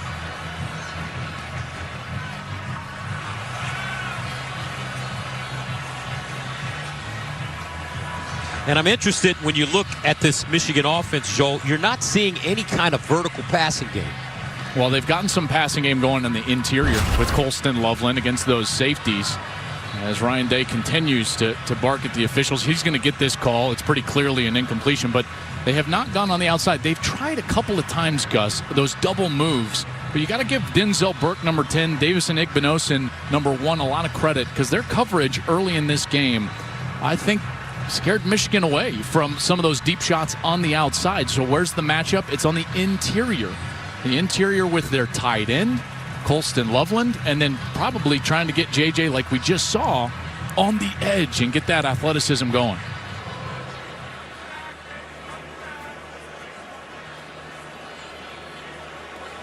After review, it's an incomplete pass. The player was out of bounds. It's 4th down. 4th down. And 5. Man, that's a huge stop for Ohio State, in particular here on this opening drive of the second half. And now Michigan will stretch the leg of their kicker here with a 50-yard attempt. James Turner, transfer from Louisville. Jake Moody's successor. Moody now with the 49ers. Field goal from the 40-yard line. Had a 50-yarder in the season opener against East Carolina. This one from 50. Good snap. Got it away. Pure. Michigan scoring on their opening series of the second half. The biggest rivalry in the sport, 17-10, Wolverines. Ryan Day has had tremendous success at Ohio State since 2019. He has lost just 6 games and 2 in the Big Ten. Of course, those were both to Michigan. Of his 6 losses, 3 have come in the college football playoff, and all have come against ranked opponents. One of the best coaches in America, Ryan Day. There's no doubt. There's no doubt about it. He is sensational. They recruit at a high level. They play at a high level. And they need a big series here. Next Saturday, this is what they're playing for today. The Big Ten Championship is on Fox with a perfect season and playoffs on the line. Either Ohio State or Michigan will take on a number 17 Iowa team, and that for either Ohio State or Michigan is not a gimme. That Iowa defense is for real. Coverage begins at 6:30 Eastern on Fox. That team, man, I tell you, man, they are just like the little engine that could. That game against Nebraska yesterday was unbelievable how they won it. I guarantee Kirk Ferentz did the most Kirk Ferentz thing ever. Brings a kicker in that's never attempted a field goal to kick the winning field goal. It was amazing. Iowa 5-1 in one-score games this year. They won another one yesterday. 1st and 10 at the 25. McCord in trouble, and McCord goes down. Kyle McCord sacked by Mason Graham, the sophomore from Anaheim, California, loss of 3. Well, Mason Graham is just so strong. Watch as he's working against Donovan Jackson. He's going to get the edge, and then he rips through with that left hand, and he's able to get to the quarterback and bring him down. First sack of the game for Michigan. 2nd and 13 at the 22.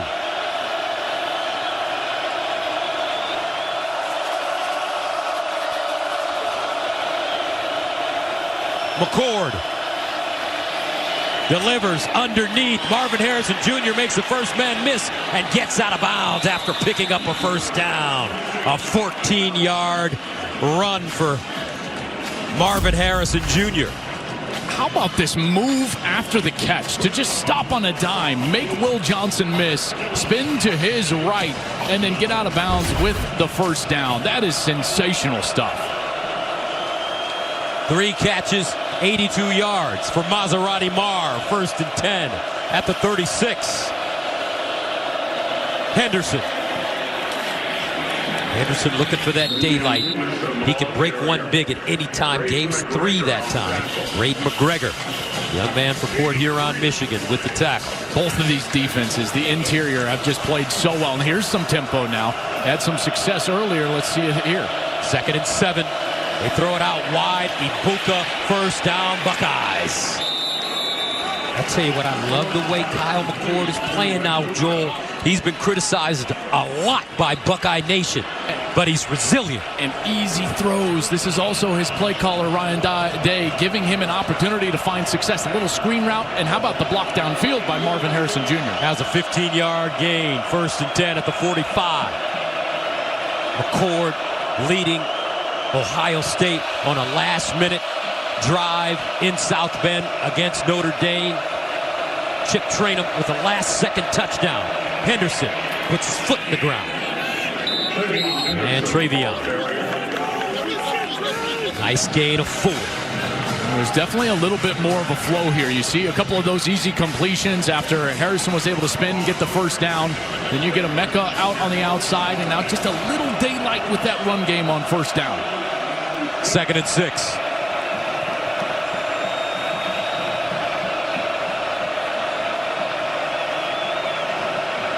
Got a chance here. Harrison's not being covered by Will Johnson. Will Johnson at the top of your screen. Harrison at the bottom of your screen. They give it to Travion Henderson. He'll plow through the line. Travion Henderson lowering his pads, gains 5. Rod Moore with the tackle. They're close to the first down. How about that for a rugged finish from Travion Henderson? Obviously, he's got talent and he's got wiggle, but there finishes with power and brings up a short yardage situation here. Ryan Day can do anything he wants. I would suspect he would go for this on 4th down if he doesn't get it. So anything is possible here on 3rd. 3rd and 1. Henderson, first down, Buckeyes. And that's an area that they really struggled early in the season, is getting movement by these offensive linemen. But watch Henderson. He's able to just find the space that he needs. There's the seam, and he gets down, and he's able to get the line to gain. Beautiful job by that offensive line. Like I said, Gus, early in the year, they were heavily criticized, in particular in short yardage, and they have come alive, this offensive line, and been much better of late. As Henderson has gotten healthy, so has that offensive line, and there a nice conversion on 3rd and short. 12 carries, 34 yards for Henderson. First down, Chip Trainum replaces him. Trainum, stutter step, tries to turn the corner, and does! And it looks like he has a first down. Chipper the Ripper picks up 12. I tell you, these wide receivers, they're talented. Yes, they can go catch it. There's no doubt. But even highly recruited guys, watch Fleming here on the outside. He's working against Josh Wallace. This is the block that springs Trainum right there. Maybe gets away with a little bit of a hold on that left side, pulling that arm of Josh Wallace. But that's the block that springs Trainum for a first down. From the Michigan 22. Stover in motion. They'll pitch it. Trainum. And Trainum getting downhill. 6-yard gain. I tell you what, this Ohio State offensive line starting to move people now. Yeah, they are. You feel that rhythm, don't you? And the crowd slowly being taken out of this game here in the second half by this offensive line. Hinsman, Jackson, Jones, Fryer, and Simmons. They are getting it done right now. And again, those quality first down gains, that is the key to keep Kyle McCord out of obvious passing situations. Keep your eye on number 74 in the offensive line, Donovan Jackson. They say he has a chance to be special. 5 straight runs for the Bucks. They run it 6 straight times. Train him. And another first down for Ohio State. Hausman stops him.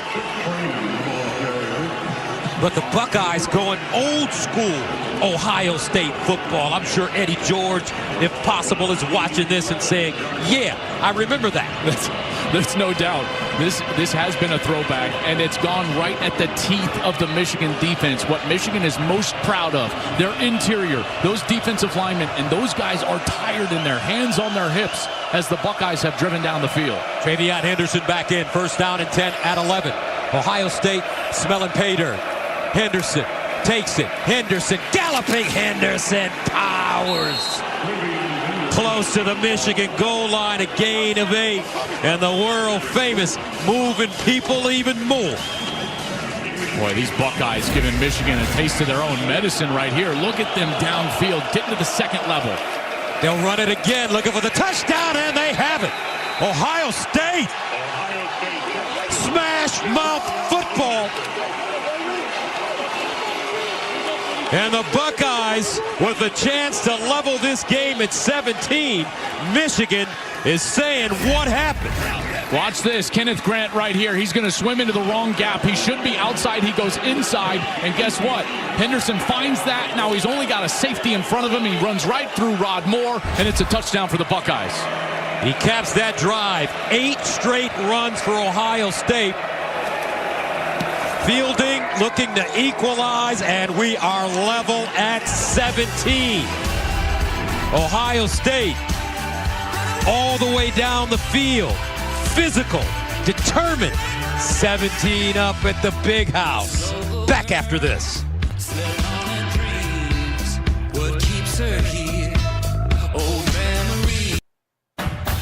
Big Noon Saturday is sponsored by Walmart Cyber Monday Deal.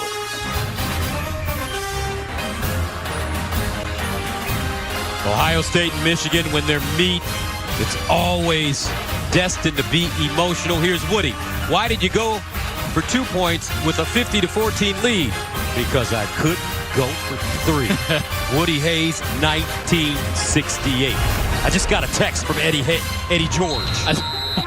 Eddie George just texted me. He said, you are doggone right. I'm liking the way this Buckeye team is running the football. Well, when you said, like, if Eddie's watching, I'm like, everybody's watching. That's right. What are you talking about? And we've got a game so far, 17-17. How does Michigan respond? We'll go back to break. J.J. McCarthy and the Michigan offense back on the field in a moment.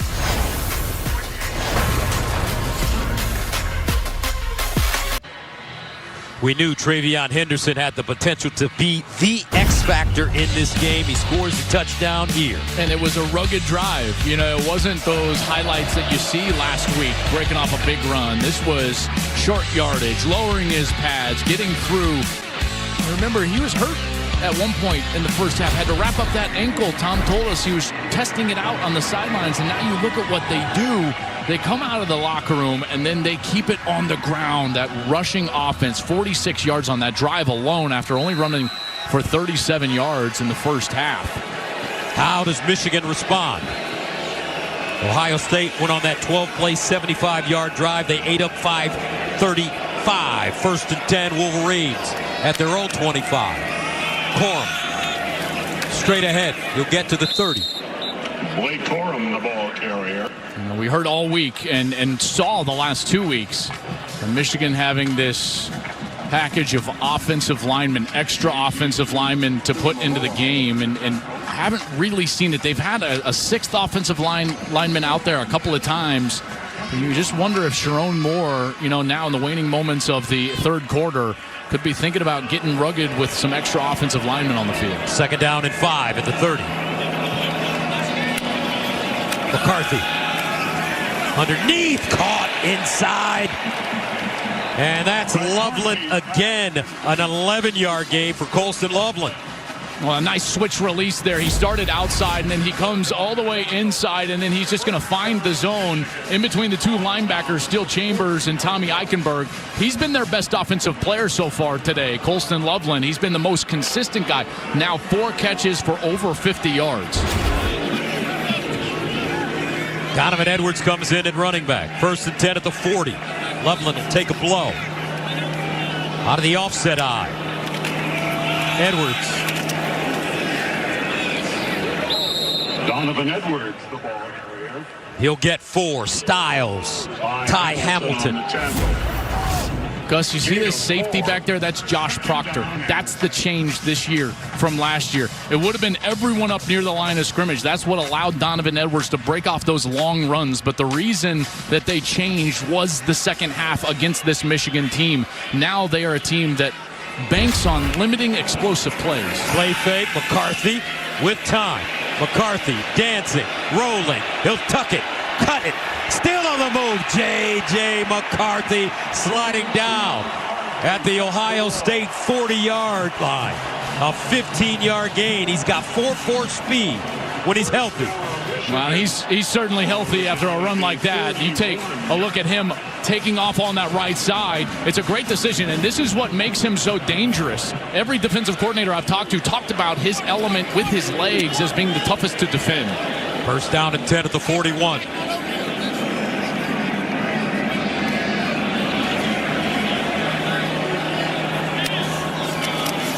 Corum. He'll get one. Ball carrier. These guys in the middle for Ohio State, they're not messing around today, Joel. Man, I tell you, look at these linebackers. Eichenberg, Chambers. Watch them flow the ball right here and connect with Corum. They're trying to bring the tight end, but look at that. Just a wall of white jerseys and silver helmets. And Colston Loveland's going to have to come out again. You saw him spitting up some blood after that last catch. There's that wall of white of the Ohio State defense. And Loveland is now having to get off of the field and come off the field because of that blood in his mouth, and that's been one of their best matchups. Second down and 9 at the 40.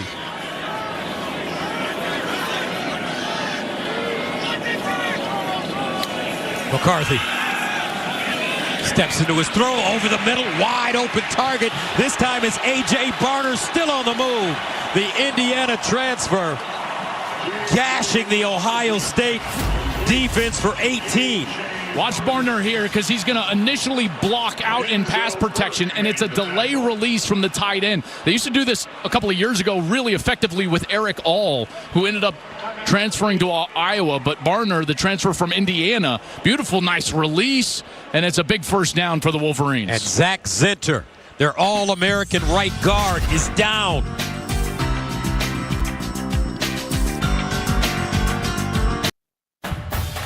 Big Noon Saturday is sponsored by Dick's Sporting Goods. Every season starts at Dick's. And by Allstate, you're in good hands.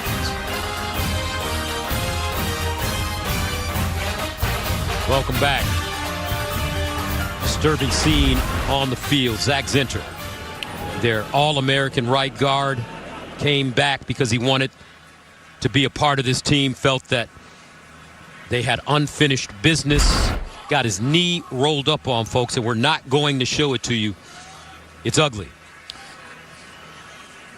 Zinter also up for the Campbell Award, which is the academic Heisman. He'll have to go to Las Vegas in December, and you can see the concern on the faces of this team. This is their leader, Zach Zinter. We're going to step away as they take a look at him.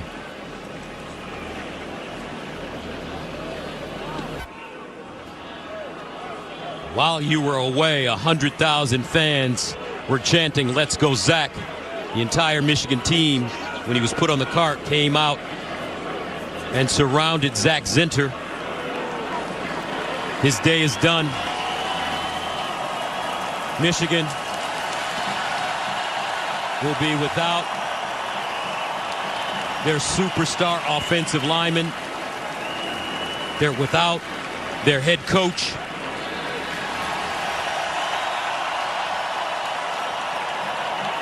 This is obviously a huge loss. Zinter is the most experienced offensive lineman that they have. 41 starts in his career here on senior day. His family was able to come down, surround him as they worked on that left leg, and now this offensive line will have to regroup. This is as close a group as you will see in college football. In particular, a guy like Trevor Keegan, 77, and Zinter, they played a lot of football together. Keegan was emotional during this break. You can see J.J. McCarthy with Zach Zinter's parents. Also Drake Nugent. Drake Nugent, excuse me. The center there. First and 10, Michigan. Well, we'll see how they react here and how they can move forward after the emotional. Trente Jones will replace him. First down and 10 to the 22. Corum dancing. Corum breaks a tackle to the end zone. Blake the Great, touchdown, Wolverines. 22 yards.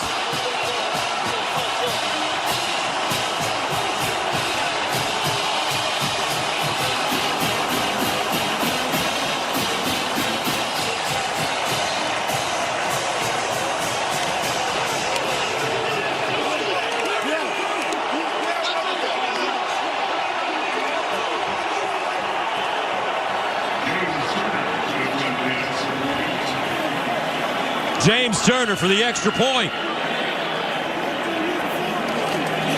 It's good. What a game this is turning out to be. Michigan, 7 plays, 75-yard.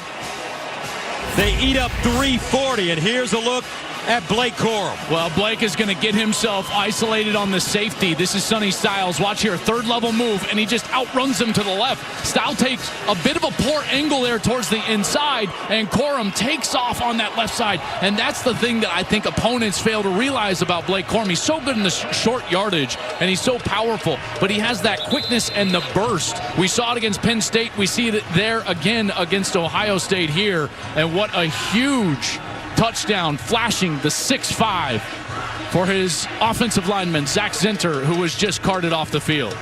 Second touchdown of the day for Blake Corum. His 53rd career rushing touchdown, 2 behind the 30-year-old all-time record of 55. Ryan Day knows his team's got work to do. 24-17. And this one in the end zone for a touchback. Well, you're talking about answering the emotional bell. 100,000 strong chanting for Zach Zinter. The entire team out on the field. And the next snap, Blake Corum, who's listening to his running back coach, Mike Hart, on the sideline, another Michigan great, goes into the end zone, flashing the 6'5". We talked to Jim Harbaugh yesterday. The one thing he wanted his team to focus on, resiliency. You're going to face obstacles in this game. You're going to face obstacles all season long. How do you respond? How does Ohio State respond now? Here's the pitch. Henderson tries to cut it back. And he'll cross the line of scrimmage and gain a yard. Let's go downstairs and check in with Jenny. There has been so much emotion, as expected, Gus, from the Michigan sideline. J.J. McCarthy fired up with all of his guys. Sharon Moore saying, play your you-know-what off for him. Everything we do from now out is for Zach. Now, Colston Loveland was also spending time at one point in the medical tent. He is back available after dealing with a bloody nose. Second down and 9 of the 26. Kyle McCord steps into his throw. Oh, incomplete. Quentin Johnson laying the wood. Emeka Egbuka couldn't hold on. Egbuka is open right down the seam, but the throw is just floated a little bit. And watch 28, Quentin Johnson, the closing speed, hits him right in the chest. And now listen to this crowd come alive.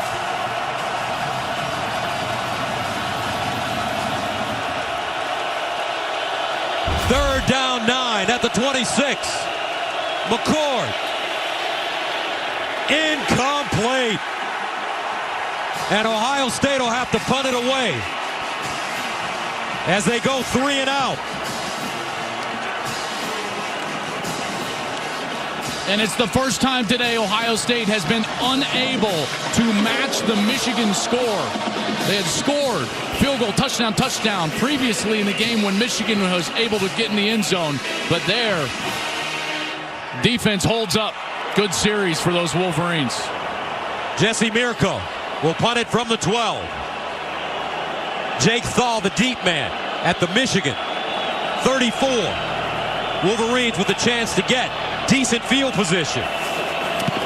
Mirko And this one will be down at the 32, but a flag on the play.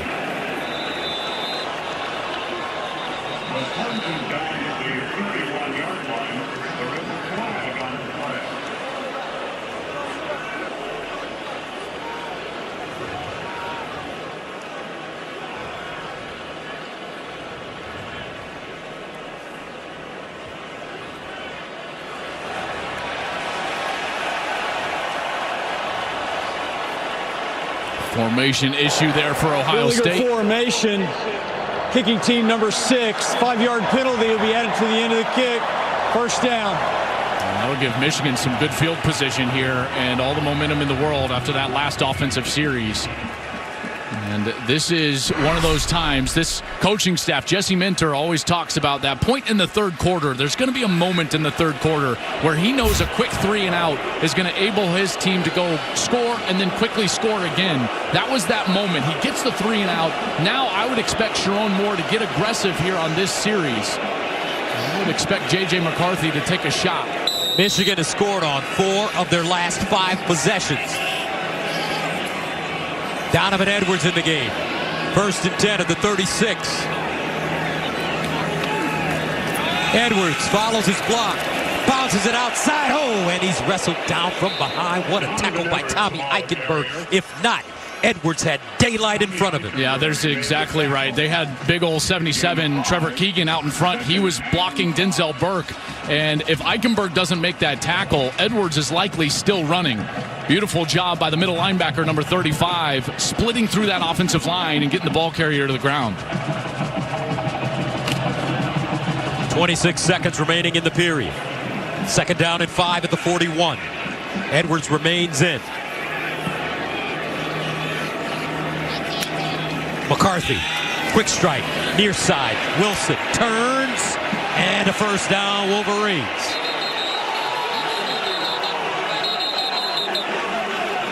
Josh Proctor, the safety with the tackle.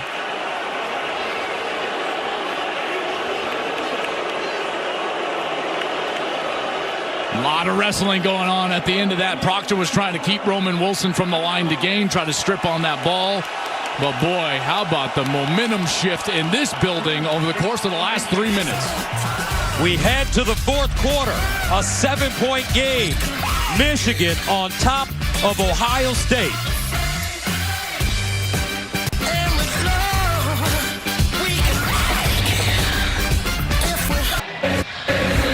Big Noon Saturday is sponsored by AT&T Business. Next level moments need the Next Level Network. Gus Johnson, Joel Klatt, Jenny Taft, Tom Rinaldi with you. We start the 4th quarter of the game, which is basically, folks, for all intents and purposes, the first college football playoff game of the season. The loser of this game is going to be hard to get in the playoffs. And we start the 4th quarter, Michigan up by 7. They've been heavy run in the last 2 4th quarters the last couple of years.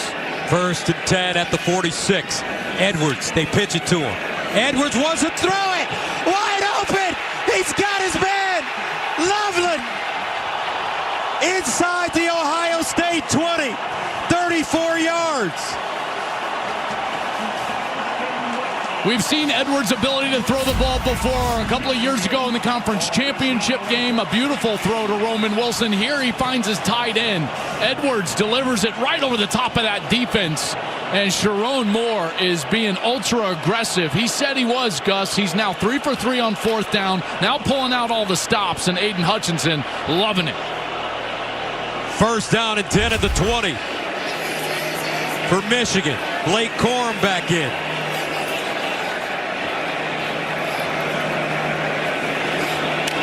McCarthy to Corum. He'll slide through the hole and pick up a couple. Boy, now in the 4th quarter, if you're Ohio State, you got to feel like you must force a kick here. And Michigan, Ryan Day knows that, and Michigan's got to know that as well. And we already saw a little dip into the trick play bag. You got to think that something else creative might be coming here as they're inside the 20. 2nd down and 8. At the 18. Will J.J. McCarthy use his legs? They hand it off. Edwards. Not a lot. They give him 3. Jack Sawyer brings him down. Well, here we go to third down. And third down, critical downs, I should say, for this Michigan team. You know, they have really leaned on Colston Loveland, but he's going to come out of the game. Loveland now out of the game. They'll go with A.J. Barner in there, a couple of big bodies, as they'll also bring in the fullback, Max Bredesen. He's in the game as well. Third down 5 at the Ohio State 15. Michigan threatening.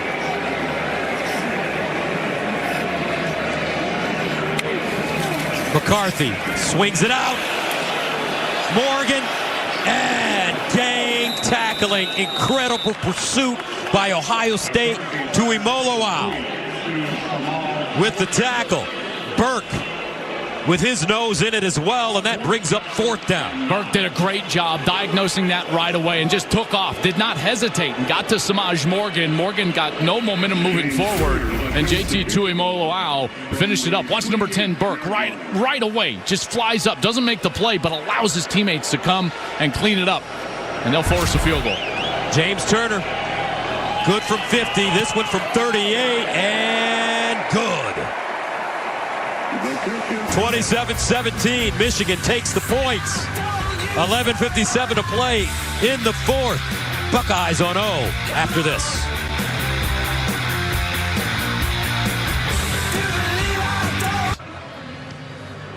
Pacific Life Game Summary, sponsored by Pacific Life, creating financial security for more than 150 years. Travion Henderson, a really impressive drive for Ohio State. They went down and scored in the third quarter, but Michigan answered even with the emotional injury of their leader up front, Zach Center. The very next snap, Blake Corum took it to pay dirt. He finds himself in the end zone, flashes the 6'5" for his big old offensive lineman up front.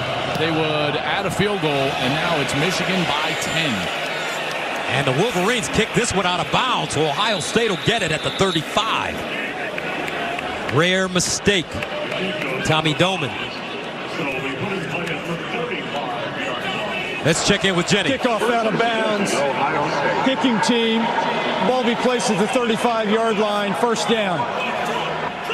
All right, guys, quick injury update for Michigan. Cornerback Will Johnson is currently questionable. He has his left ankle taped up, icing from his knee to his ankle. And I've also been told, guys, just to follow Zach Center, that story, he has left the building. He's gone to U of M Hospital for further evaluation and more x-rays, guys. All right, thank you very much, Jenny. Since Zenter's emotional departure, Michigan has outscored Ohio State 10-0.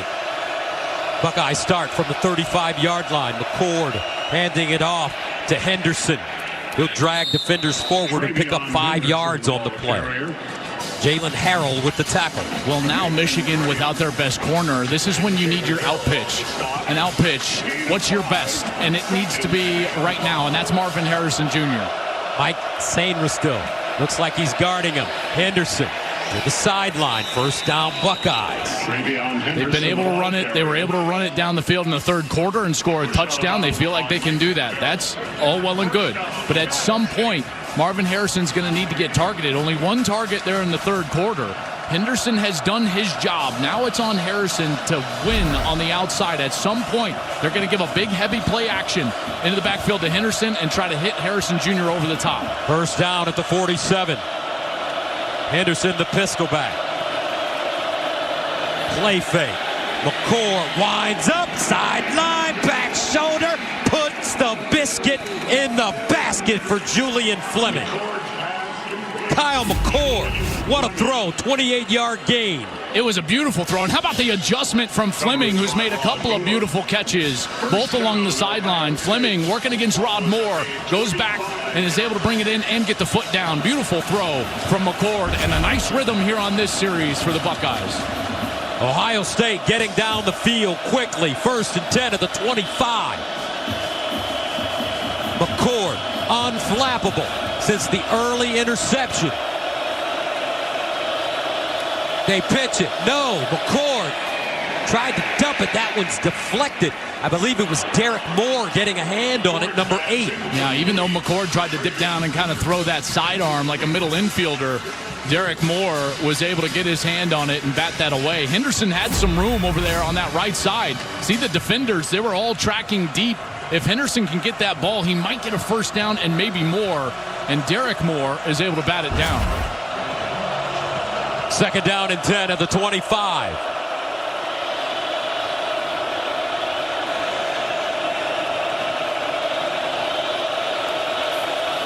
Henderson. Travion Henderson, the ball carrier. He'll get 2. Derek Moore stops him. I mean, you would take a field goal here because you're going to need it anyways. But, boy, you want to put this ball in the end zone. This is a huge play here. Let's watch for a stunt or a blitz from this Michigan defense, this pass rush, which is very good on 3rd down. Ohio State's got to protect McCord, and he's got to make a great decision. 3rd down and 8 at the 23.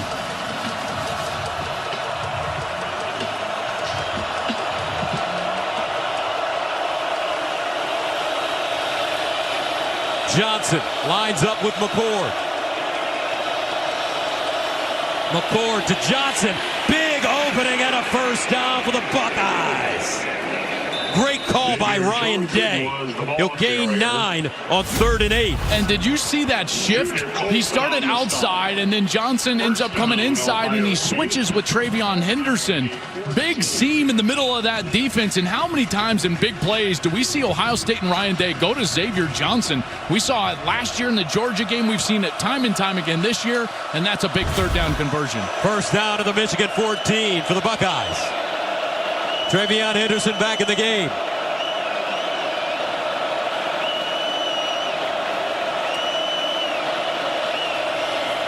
Henderson looking. Chops his feet. Gets to the line of scrimmage. Maybe a yard. Kenneth Grant, all 6'3", 339 pounds, meets him. I'll tell you what's so hard to do is run on these edges for Michigan. Watch Josiah Stewart, number 5. He's going to close down the edge. It doesn't allow you to get any seams on the interior. And that they call it the run box. And those edge defenders, they want to cram everything down into the run box and allow those tackles and linebackers to make plays. 2nd down and 10 at the 14. 8-13 and counting. McCord will let it fly over the middle. Caught. Harrison. Touchdown. Maserati Marvin Harrison Jr. with the 14-yard score. And just like that, Ohio State marches it right down the field and scores. What a beautiful job from Harrison and McCord. Watch as they're going to just drag him across the middle. McCord looks right. He gets that linebacker out with Henderson, and then Harrison's wide open. Dumps it down. That's an easy completion, and Harrison does the rest. Beautiful series. Fielding for the extra point. And it's good. 8:05 to play in the 4th. 3-point game. Michigan on top of the Buckeyes, but Marvin Harrison Jr., he may just be getting started. 3-point game. Back after this.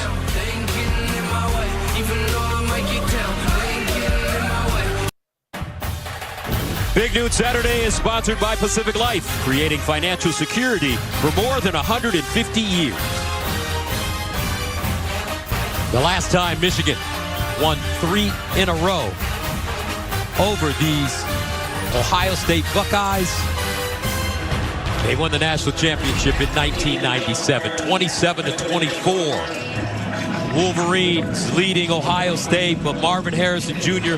with the touchdown as the Buckeyes go on an 8-play, 65-yard drive, eating up 3 minutes and 42 seconds. And partner, it has all come down to this. It's not just the division championship or a berth in the championship game in the Big Ten or the playoff. It's also legacies. In this game, as a team, a player, or a coach, your legacy is on the line in the last 8 minutes. College football on Fox continues next with the battle for the Apple Cup as Washington State faces number 4 Washington, followed by Iowa State and 19th ranked K-State, all right here on Fox and the Fox Sports app. And Gus, we may never get to see a matchup like this with the changing landscape of college football. The Big Ten moving towards a no-division format with a 12-team college football playoff. We might not get a game like this on Thanksgiving weekend between these great rivals with this much on the line right now in the fourth quarter. First down and 10 to the 25. McCarthy guns it. Sideline caught at the 30. Cornelius Johnson in front of Denzel Burke, a gain of 6. Every play call will be analyzed for the entirety of the year. Every play made will turn you into a legend at each respective school. Sharon Moore acting as the head coach in Jim Harbaugh's absence, trying to remain calm as a play caller, and he's done that. Michigan has scored on 5 of their last 6 drives. Second down and 4th at 31.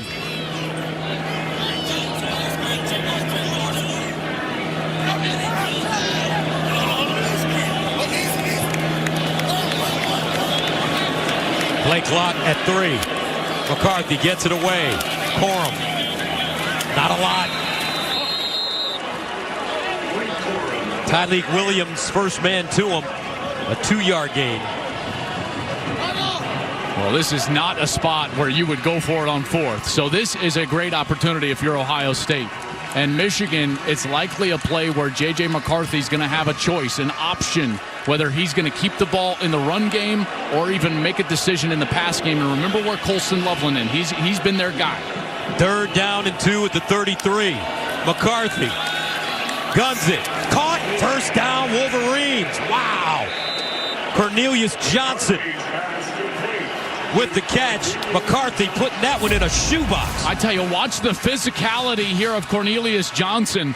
Might get away with it, absolutely. That should have been an OPI right there. He goes in, pushes off of Jordan Hancock, who also makes a lot of contact. They let him play through it, and he turns and makes the catch for the first down. Clock still running. 6:12 to go. First down, Wolverines. They'll take their time with a 3-point lead. The winner of this game will advance to the Big Ten championship and potentially the college football playoffs. On the ground, pounding forward. Corum. He'll get 6. Ohio State with 3 timeouts. Michigan with 3 timeouts. And all year, this Ohio State defense, they have remained patient and kept the top on the defense, a safety back to limit the explosive plays. And you just wonder now, inside of 5.5 minutes here with a 3-point deficit, does Ohio State and Jim Knowles have to get aggressive like they did a year ago? And that's when Michigan popped those big runs for touchdowns, which cemented the Wolverine victory. Kalel Mullins and Donovan Edwards, both in the game, in the backfield. And they'll give it to Edwards. And Edwards will spin forward and pick up a first down as he gets close to midfield.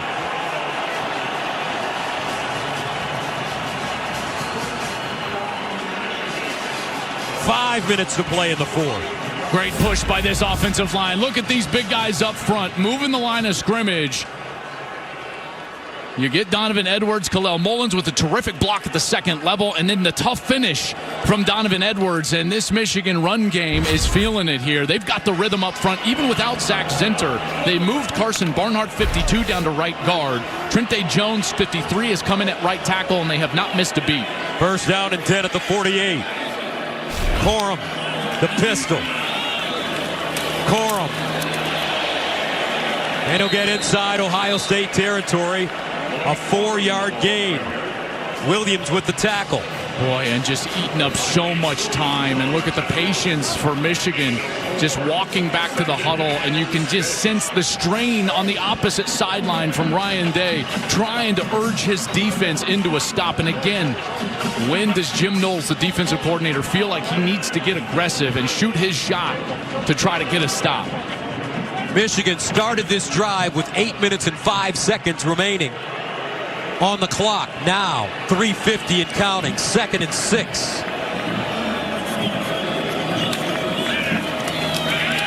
McCarthy rolls, looks across his body. Caught. Wow, what a a dangerous pass. Cornelius Johnson had to lay out to make the catch.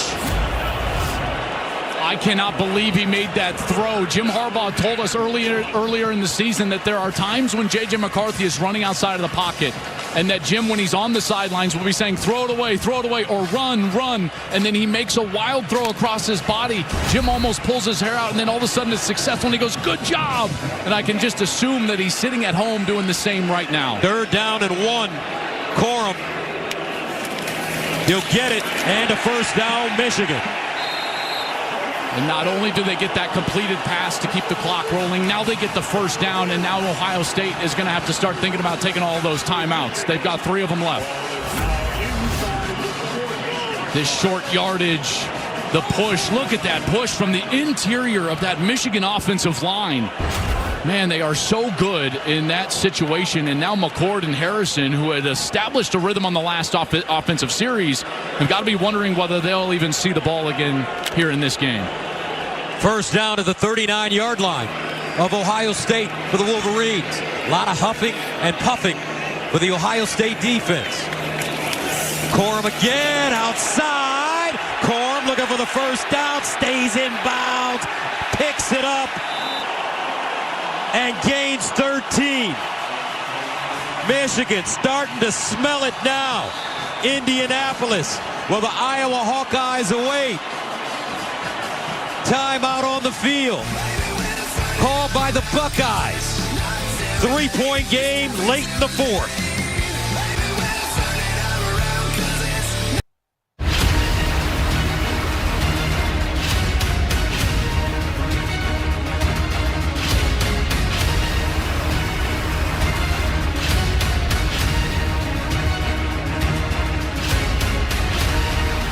Welcome back to Ann Arbor.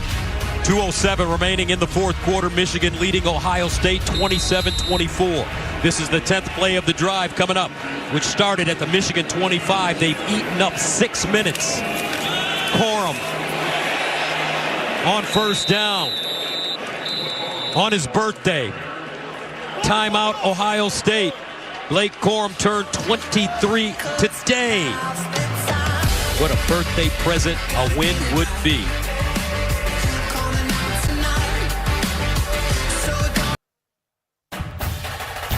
Big Noon Saturday is sponsored by State Farm. Like a good neighbor, State Farm is there. And by Wendy's. Celebrate game day with Wendy's new Pretzel Baconator. Time permitting, don't forget to join Rob Stone and the guys for the BMW Ultimate Update. And it's real simple from here. Joel Klatt. That's right. A first down ends it. If Corum on the run can pop and get the first down, he should go down. They could take a knee and win the ball game. 2nd down and 8 at the 23. Corum. And he will not get the first down. And they'll take a timeout here, which means that with no timeouts left, Ohio State could get the ball back with a 3rd down stop. Michigan would kick a field goal and get the ball right about 110, 105. And clock continues to run. And that would leave just over a minute for Marvin Harrison Jr. and Kyle McCord in what would be a 6-point game. But they have to get a stop here. 3rd down, Gus, for the game right now. Play clock at 9. Michigan with 3 timeouts. They'll let it wind down and take a timeout.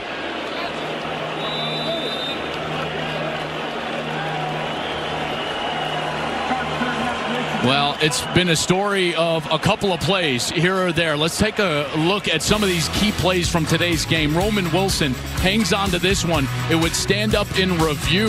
Ohio State thought that they had an interception. It stands, touchdown. And at the end of the half, Ryan Day played safe, went for a field goal. Fielding after a timeout, kicked the first one through, then missed. And Ohio State came away with no points after a really nice series at the end of the 2nd quarter. And that's the difference in the game as we stand here. And now on 3rd and 6, this Ohio State team has to get a stop. They've got to do whatever necessary to get a stop. I would assume that it's going to be a run play. Although you would think that if they want to throw it, JJ would be out on the edge, and he would have the opportunity to run or pass, and that would be his decision only if he's got an open receiver. But again, you don't have to score a touchdown. If they get the first down and go down, the ball game is over. 3rd down and 6 at the Ohio State 21 for the Wolverines. Blake Corum in the backfield. Corum running it, trying to jump cut. He will not pick up the first as he goes down. Michael Hall Jr. with the tackle. A 2-yard gain brings up 4th and 4. Timeout, Ohio State. Man, what a good stop by that defense. And now Michigan has a chance to put up another 3, force Ohio State to have to go score a touchdown. Remember, Kyle McCord has led a game-winning drive late on the road against a top 10 opponent this season. He did it against Notre Dame. That was a terrific drive in which he found Emeka Egbuka a couple of different times, and he's just looking to get the ball back. It looks like Michigan's going to stay on the field offensively here, Gus. You don't take the points? I would take the points and force them into a touchdown scenario. What you don't want to do is allow them to have an opportunity to tie the game with a short field and only a minute left. Remember, there's no timeouts. What you want is for them to drive the entirety of the field. I would be kicking this field goal. Maybe they're trying to draw him offside. 4th and 4. Michigan going for it.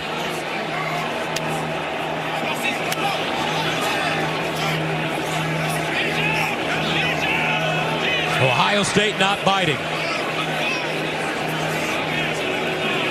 Good discipline up front. They had to know that that was suspect, just as I would consider that suspect. I would take the points again with no timeouts and only a minute 10. You want to force them to go the entire distance of the field in order to win this game. So now Michigan will bring on James Turner. And James Turner has been perfect today, good from 50 and good from 38 yards. Now, what I would do if I was the special teams coach, Jay Harbaugh for Michigan, is I would use a hard cadence on this field goal. You've got a sense that Ohio State will be selling out, going for broke to try to block this thing. And if you can get them to jump, you can end the game with a jump and an offsides right here. So maybe a delayed snap after the clap. You've got to be working on that at all times during the course of the year, just some sort of change in tempo to the snap in the special teams. Tommy Doman, the holder, from 37 yards away for James Turner.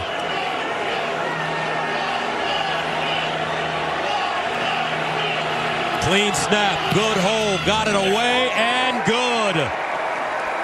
30-24. Michigan with 1:05 to play. Ohio State will get it again with no timeouts. Down by 6.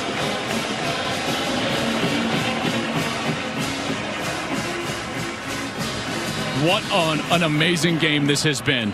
Ohio State trailed 14-10 with a minute 26 left at Notre Dame. They went 15 plays, 65 yards, and put it in the end zone. They had a timeout in that situation.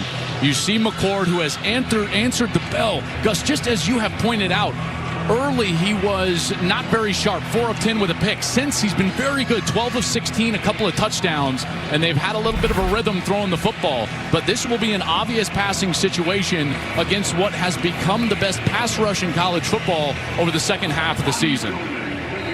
Tommy Doman, the last time he kicked off, he kicked it out of bounds, and Ohio State got it at the 35. Doman lays into this one. Xavier Johnson inside the 5. And he'll get close to the 20. With a minute to go. Boivin with the tackle on special teams. Kyle McCord, he's done it before in South Bend against Notre Dame. Leading the Buckeyes on a last-minute drive, capped off by a last-second touchdown. He started the game shaky, but since then has been solid. 18 has to be double covered at all times. A safety over the top, and if you're a Michigan defensive back, nobody gets behind you. First down and 10 at the 19 for the Buckeyes. McCord dropping. Underneath, caught, Stover, lost it, and that is an incomplete pass. With no timeouts, you really don't want to complete the ball short of the first down marker. Every throw on this series really needs to be either past the chains, the line to gain 10 yards, or outside of the numbers. They gotta go to Marvin Harrison, even if he's double covered. Give him a chance to make a play. He's the best player on the field. Second and 10 at the 19.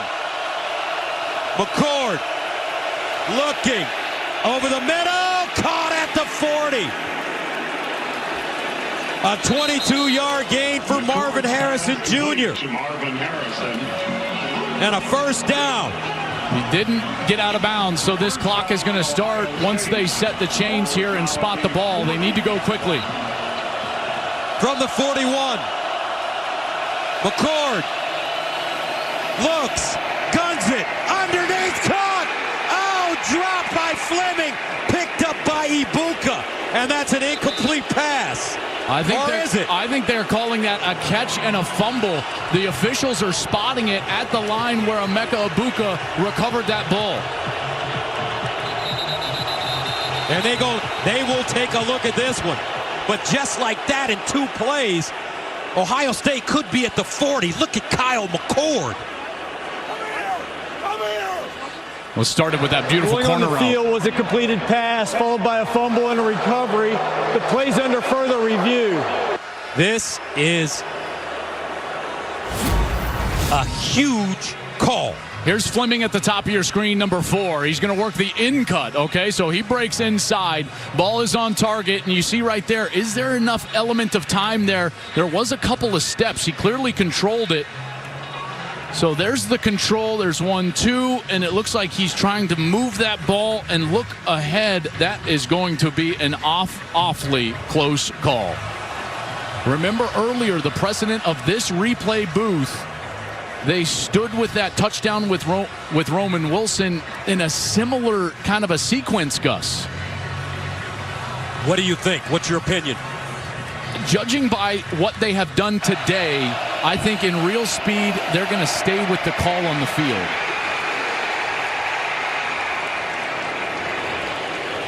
And the call on the field is a reception followed by a fumble. Ohio State football. Dean Blandino is with us. What's your opinion, Dean, on this play? To me, control. He takes 2 steps. He's almost getting a third down. They ruled it a catch on the field. And as we've seen today, they've stayed with those rulings on the field when it's close. You've got control. He takes a right step, left, and then he's almost getting a third down. Again, they ruled it a catch fumble. To me, I would let this stand. Boy, these have been so close today. Every review has been just on the border, Gus, and that's why we've had so many of these that have gone in the stands variety. And how fortunate for Ohio State that Emeka Ibuka was right there to recover the ball. Emeka Ibuka missed 3 games due to a lower body injury suffered against Maryland, and in early October has been back for the 3 November games. After review, the ruling on the field stands. First down. So here we go, folks. Ohio State in striking distance. They've got to be ready to snap the ball, because as soon as the officials are ready to go, they're going to wind this clock. 34 seconds. You cannot take a sack if you're Kyle McCord. You can't throw it short of the first down marker. It's got to go outside or past the chains. Watch for those deep in routes, or even as they did against Notre Dame, the seams. Emeka Ibuka right down the middle of the field. Marvin Harrison, the wide receiver at the top of your screen. McCord looks, fires, intercepted. Radford, and Michigan will win the game and head to the Big Ten championship.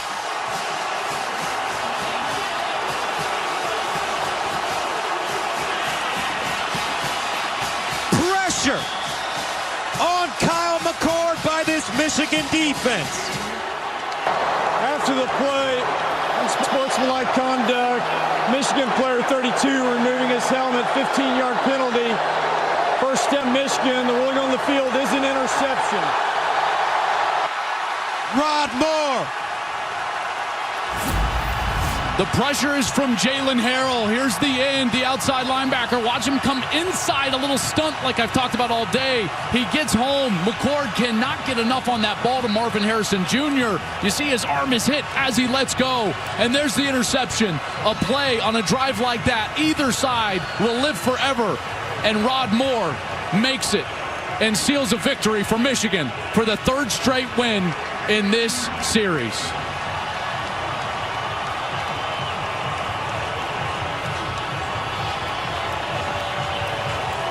What a rush from Harrell, and a great play from Rod Moore. The second interception of the game for Kyle McCord, and J.J. McCarthy says that is what I'm talking about.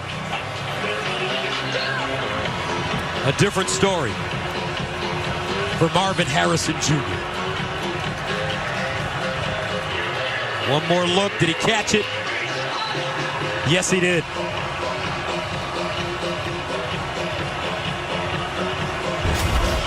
Had to get the ball past the first down marker because of the clock situation with no timeouts. And that's what allowed that rush to finally get home. We haven't seen a lot of pressure here in the last couple of series, but Michigan finally able to produce some pressure, and then Rod Moore just jumps it. After review, the ruling of an interception is confirmed. First down, Michigan. The Michigan Wolverines, who have battled adversity from the beginning of the season with their head coach being suspended twice. Ryan Day will lose his third straight game to the Wolverines. Jim Harbaugh, watching this game at his house, will coach next week in the Big Ten Championship game in Indianapolis. The Cardi Boys, with their second forced turnover of the game, and young Sharon Moore, 37 years old, keeps a clean sheet, along with Jesse Minter, the defensive coordinator. Victory formation for the Wolverines. And that'll do it. Michigan defeats Ohio State 30-24. to remain undefeated and head to the Big Ten Championship.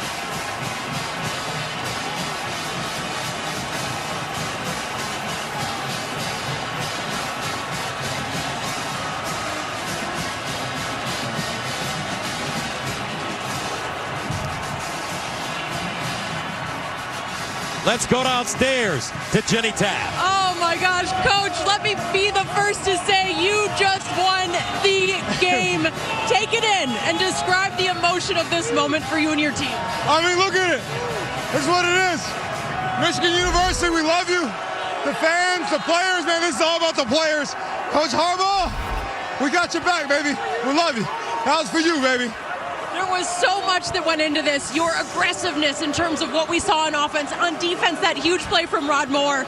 Just take me into the fight from today and your guys. I mean, it's all the players. They just played their hearts out. I mean, look at this. This is what it's all about. So we're just happy. I'm happy to be here. Blast, Coach. Can't wait to get you back. This is super excited. Enjoy it. Congratulations. I'm going to send it over to Tom Rinaldi. Jenny, thank you very much. Being serenaded right now, Blake Corum. Blake, we just talked a moment ago. You played barely a series in this game a year ago. It was a driving force for you coming back to Michigan. What does the moment mean? It means everything to me. You know, my guys, we all came back for each other. You know, we did it today. You know, this is what we came back for.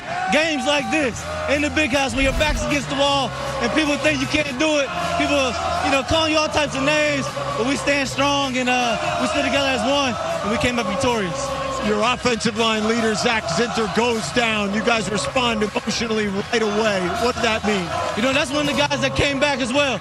You know, so when I scored, I threw up the 6-5 for him. We said we were going to do it for him, and we did it. You know, Zach, heal well. You know, I know you'll be back stronger than ever.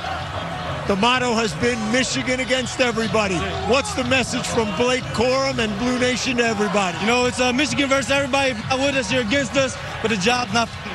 We got a lot to finish. We got a lot to work on the next week. Great game, great win, Blake. Appreciate the time. Jenny. All right, Tom, thank you. JJ, we found this guy, all smiles as they chant his name. JJ, how would you describe the end of this game and what you saw from your teammate Rod Moore to finish it? I mean, Rod's my twin. I absolutely love that guy, but it's going to be our defense that helps us win games, and they're the best defense in the country, but I just love my guys so much. That's the thing about this team. We love each other. We play for each other, and it's a special, special group. I know how much this game meant to you personally, wanting to continue to beat the Buckeyes. How did you feel physically, and how were you able to finish it today? Felt amazing physically, mentally, spiritually, and just so happy to get it done with the boys. It's nothing better, but so much respect to Ohio State. They're a great group of guys, great team, and they played their hearts out. We'll see you at the Big Ten Championship game. Go enjoy this, JJ. Whoa! Gus? All right, Jenny. Michigan winning their third straight game against Ohio State, advancing to the Big Ten title game next Saturday versus the Iowa Hawkeyes. Joel, your final thoughts. This was billed as maybe one of the great Ohio State-Michigan matchups that we would ever see. And who knows if we're ever going to see it with the stakes that we just saw. And it did not disappoint. Plays made on both sides. This Michigan team, I tell you what, there is a resilience and a heart on this team that is unmatched. And they found a way and made the plays when they needed to make the plays. Blake Corum, 2 rushing touchdowns on his 23rd birthday. He sets the Michigan single-season touchdown mark. Michigan forcing 2 turnovers. And the Wolverines win it 30-24. The final, Iowa next in Naptown. For Tom Rinaldi, Jenny Tabb, Joel Klatt, I'm Gus Johnson saying so long from Ann Arbor. And we'll have more with the studio guys after this.